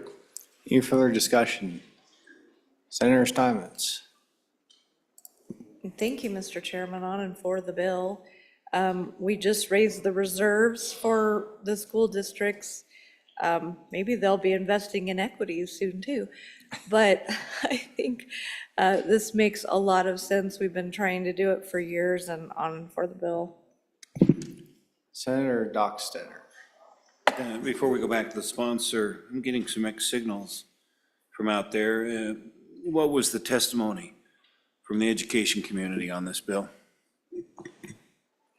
Okay, Senator Schuler. Thank you, Mr. Chairman. Yeah, honestly, had I maybe still been teaching when this bill came through, I probably would have jumped for joy. Since then, I've been a little bit more educated, and I think the good senator from Albany County hit the nail on the head. I would not have guessed that our districts were using the money that was allotted for teachers, all for teachers. We used to always joke that we had a crystal palace over there where our administrators hung out, and that's where all of our money went. But in testimony, we did hear that 100%, 98 to 100% of what's supposed to be going for teachers is going to teachers. So that's what kind of gave me some pause on this bill. The only other reason that I voted no on it, honestly, is I think it just takes away some of the flexibility of local control. You know, if you've got teachers you're trying to hire in Jackson or even Lincoln County up in the north area, just with the, the standard of living up there, you're not going to be able to get away with a $40,000 or $42,000 job offer because they won't be able to survive. They won't be able to pay their rent. So that's really what my no vote was local control. We always say we like it. So on this one, it just kind of is the state saying, no, we're going to do it this way, and you don't have any control over it. So that was why I voted no. Senator Barlow. Thank you, Mr. Chairman. So 48 school districts, each one of us can go to that report that's deposited with a state agency that has responsibility for education and look into that report and see exactly what your school district or any other school district is deploying of the available funds, the block funds compared to what the actual expenditures are. So that can be done. You can do that for any district, any time. I don't know how many years you can go back, but I've done that for several districts that I've represented. They're actually doing pretty close to what they say they're doing. And sometimes there's a reason why they may have to go out, and I leave that to that local control, to those local elected officials. So there is a route to get to this. But to the purpose of the bill, and I do appreciate the good former chairman of the committee. He and I actually were on a conference committee several years ago, and part of the discussion was, how do we get to some of this? How do we silo some monies? How do we protect particular things that we think are a state interest, that we are willing to intercede into that local control? One of those division was within the grades, between the grades. There was a discussion about, within professional and other, et cetera. But I would say the timing of this is less fortunate. I think section 2 of the bill, part of the bill, but to say do it now, and then we have recalibration. How about we actually take this as a guidance, which Bringer said, as guidance into recalibration. The second thing I hope that recalibration considers is we're actually basing a statute on something that's not in statute. And that's actually the attachment A. This is on page 2 of your bill, on line 3.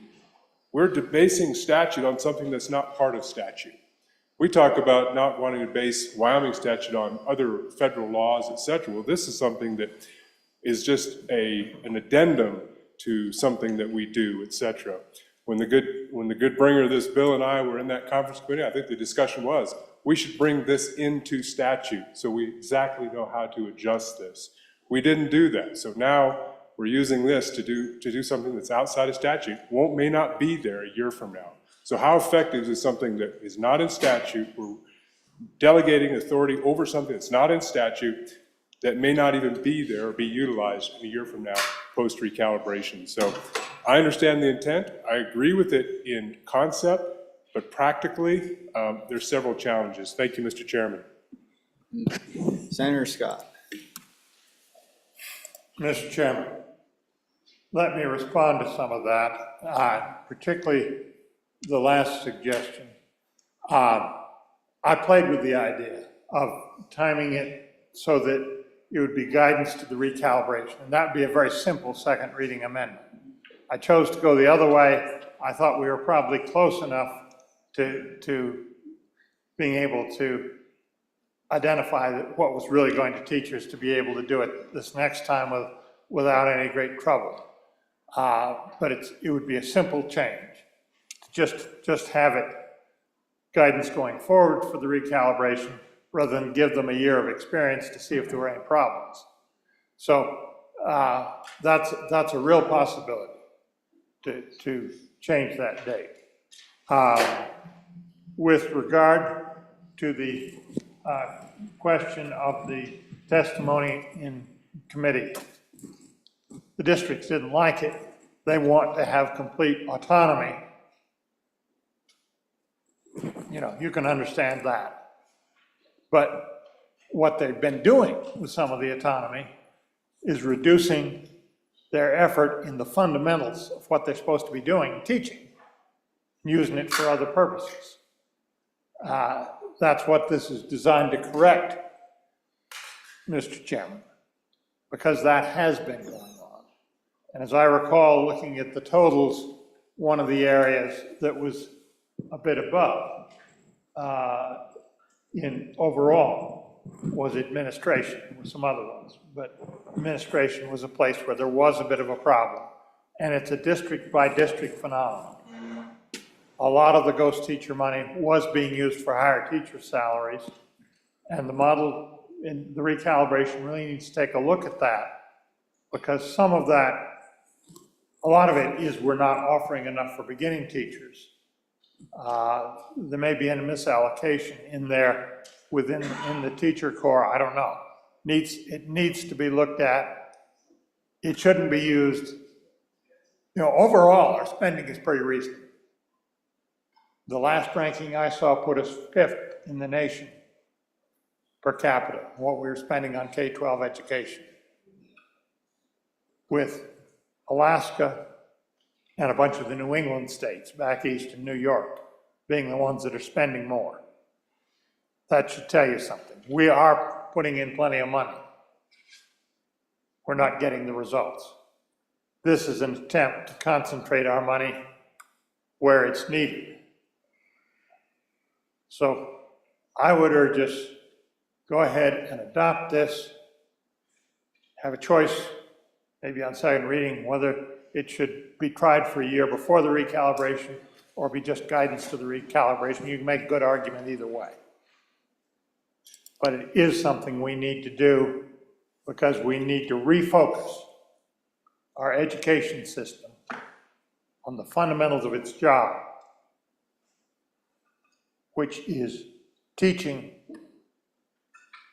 the students, the kids, K-12, not on building tremendous sports empires or tremendous bureaucratic empires. Mr. Chairman, on and for the bill.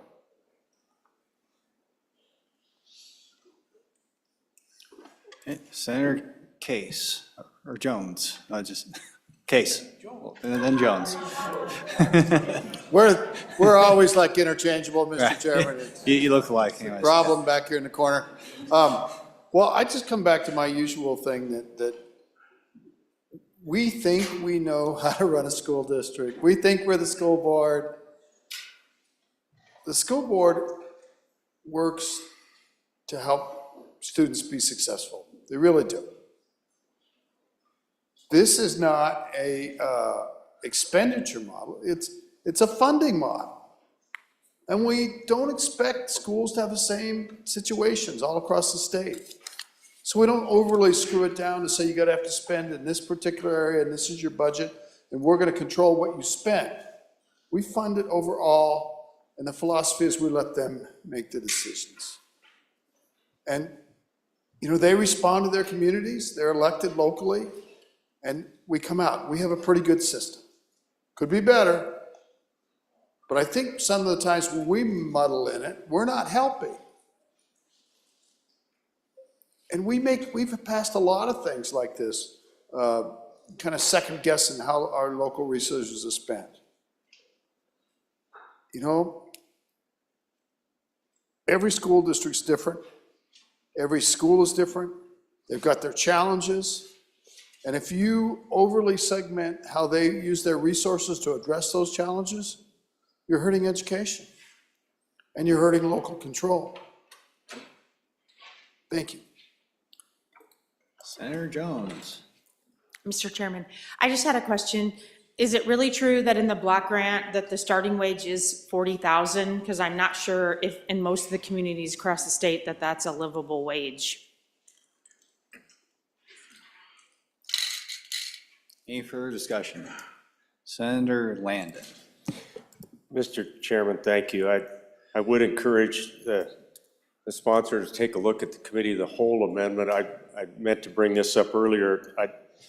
We don't actually fund virtual programs. We fund the brick and mortar schools. One is in the Bighorn Basin, the other one over on the eastern front. So that may need some work. I guess what I'm wondering, Mr. Chairman, if this just has the education committee written all over it, I'm not sure why you wouldn't. I don't even think that an in-depth analysis has probably been done. I'm not on the committee, but it sure doesn't sound like we've taken this up.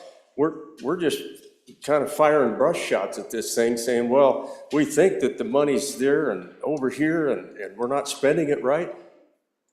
Frankly, I think we probably are. It just feels to me like this has the committee written all over it. I'm not sure why we wouldn't do that. I'm not sure what the hurry is to adopt something of this magnitude out of a block grant model on the fly, late in a session. I'm just really struggling to catch up with this. I'm just not sure of what we're trying to accomplish here. Thank you, Mr. Chairman. Any further discussion? Senator Dockstader. Thank you, Mr. Chairman. I think there's been some very broad accusations made here. Across the state, you're not doing it right. I'll stand and defend my school district. They're doing it right. They don't need this micromanagement. They're doing just fine. Don't understand why we're stepping into the middle of something like this and taking the flexibility away. This one's not broken. Let's not try to fix it. Any further discussion? Senator Scott, want to bring us home?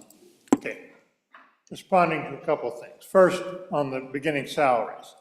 It's clear that what the model has is not realistic. And we need to deal with that in a recalibration. I don't think we need to deal with it with a big increase in education funding. We're way above everybody else.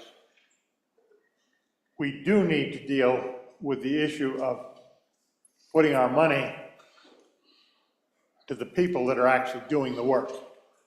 And that's what this bill tries to enable us to do. Gets that in place so it will be reflected in the recalibration. What I've seen is I've tried to look into the data. Is that it's a school district by school district phenomenon, and a lot of it is being used from the ghost teachers, and that's clearly a factor that there are there. And that creates two slush funds.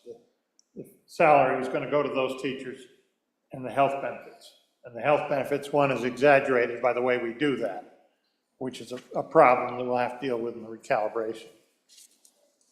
A lot of the districts are using those in good part for teachers' salaries that are more than the model provides, so solving that problem. But it has also been clear to me that some of the districts are using it for a lot of other purposes. And it is clear, this is something we'll talk about some more in the future. We were criticized, roundly, by the consultants at the last recalibration, Mr. Chairman, for not getting our money's worth from our super expensive education system. Read that report. Read it in the early pages of that report those consultants provided us in December of 2020. And they specifically were critical of our performance in teaching reading and cited the 3rd and 4th grade results on the assessment test. And said that those kids, and they were at that point 45% of all the kids, were not reading well enough to participate in the modern high-tech economy we're building, Mr. Chairman. And there's a number of reasons for that. One of them is insufficient attention to this area, and that is a problem that this particular siloing is attempting to deal with. It's only one of the things we need to do, but it is something on and for the bill, Mr. Chairman. All right, Senator Landon. Mr. Chairman, look, I'm sorry, but I just was looking up the NAEP scores. I haven't been able to lock them down, but I was told out in the hall about a week ago that Wyoming finished in the top 7 in reading, the top 7 in math on the most recent 4th grade NAEP scores. So, you know, I think these blanket statements about how the system isn't working and we're not getting the job done, and, you know, a lot of schools and states would be celebrating something like that. I think let's be careful with some of this stuff, because the fact is that the test came in and we're knocking it out of the park on some fronts. So thank you. Senator Scott. Mr. Chair, 2 things on it. One, same consultant's report said that, yes, Wyoming is doing better than the American average, and said that almost everybody who is knowledgeable, especially in this area, thinks the American average for our public education is not adequate. And that is a real problem nationally and a threat to us, because our education system is not doing well enough, and we're importing a lot of very high-skilled professionals from other countries to make up for that. So that's one thing, Mr. Chairman. Second, why is Wyoming so much, it's not that much better than the rest of the country in the NAEP scores, but we are better. I think the principal reason is that we don't have a big inner city with all the social problems that are present in some of those big inner cities. So that's not dragging our scores down. So, Mr. Chairman, we need to improve our system, and this bill is the first step. Any further? Senator Kolb. Go ahead. Sorry, Mr. Chair. Go ahead. Just saying, I think this is going to aid us in the recalibration process. It's not a negative. It's going to show where things are. And I think that has an important value. On and for the bill, Mr. Chair. Okay, anybody else? Look, Senator Dockstader. One of the things that draws people into our area is the quality of the schools. To make these broad accusations about how our education system isn't adequate, or they're trying to funnel money into certain funds, that's not ringing true in my area, both to my district to the north, my northern county, and the county that I'm in, the 2 districts in my county. It just doesn't make sense. I spend a lot of time in those schools. I spend a lot of time writing about them, their successes academically, the arts, and the sports. This is not ringing true to me and I'm going to stand against the bill. This is meddling into something, we're stepping into their world and saying, we know how to do it better than you do. Any further discussion? Okay, question being called. Any other, all those in favor of Senator Schuler's motion on the Committee of the Whole Rise and Report, do so with the favorable recommendation of Senate File 162, say aye. Aye. Opposed, say no. No. Senate File 162 is passed Committee of the Whole. Madam Majority Floor Leader. Mr. Chairman, I move that the Committee of the Whole rise and report. You've heard the motion. What's your pleasure? All those in favor say aye. Opposed, say no. Motion carries.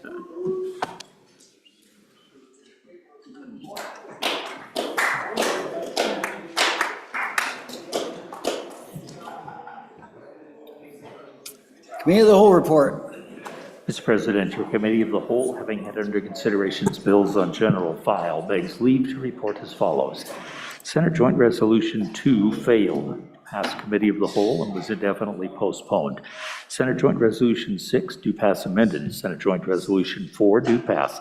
Senate File 151 do pass. Senate File 126 do pass amended. Senate File 191 do pass. Senate Joint Resolution 11 do pass. Senate File 103 do pass amended. Senate File 196 do pass amended. Senate File 154 do pass. Senate File 172 do pass. Senate Joint Resolution 2 upon reconsideration do pass. Senate File 133 do pass amended. Senate File 145 do pass amended. Senate File 155 do pass amended. Senate File 162 do pass amended. Senator Boner, Chairman. Senator Boner. I move for adoption of Committee of the Whole report. You've heard the motion. All in favor say aye. Aye. Opposed, no. Motion is carried. Committee of the Whole report is adopted. Thank you, Senator Boner. All right, that clears the desk, Madam Majority Floor Leader. Mr. President, I move that we stand recessed until 10 a.m. Friday, February 7th, 2025. Thank you. Any announcements, committee announcements? Oh, let's go to, Randy, do you have some standing committee reports? Let's read those in first. Mr. President, the following reports are dated February 6, 2025. Committee number 2, Appropriations, to whom is referred Senate File 175, Unemployment Insurance Coverage Period and Reporting. Respectfully report same back to the Senate with a recommendation that it do pass. Ayes, Senators Driscoll, Guru, Larson, Salazar, and Smith. Senator Salazar, Chairman. Committee number 2, Appropriations, to whom was referred Senate File 187, Public Employee Retirement Plan Contributions. Respectfully report same back to the Senate with a recommendation that it do pass. Ayes, Senators Driscoll, Salazar, and Smith. No, Senators Guru and Larson. Senator Salazar, Chairman. Committee number 2, Appropriations, to whom is referred Senate File 189, Uniform Commercial Code Investment Securities Amendments. Respectfully report same back to the Senate with a recommendation that it do pass. Ayes, Senators Driscoll, Larson, Salazar, and Smith. No, Senator Guru. Senator Salazar, Chairman. Thank you. Announcements, committee announcements. Mr. Vice President. Thank you, Mr. President. The Senate Appropriations Committee will meet at 8:30 tomorrow morning in room 113. We'll be going over Wyoming generational investment accounts and Senate File 124, illegal immigration, identify, report, detain, and deport.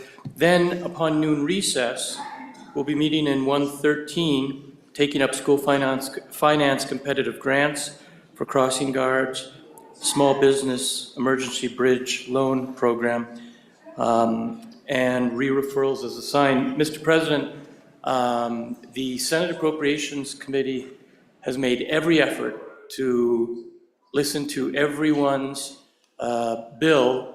Tomorrow, as you know, is the deadline, and I have granted every senator who's come to me for their bill to be heard before the end of tomorrow. So tomorrow's the last day.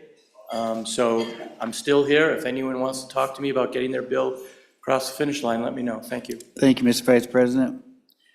Senator McEwen. Thank you, Mr. President.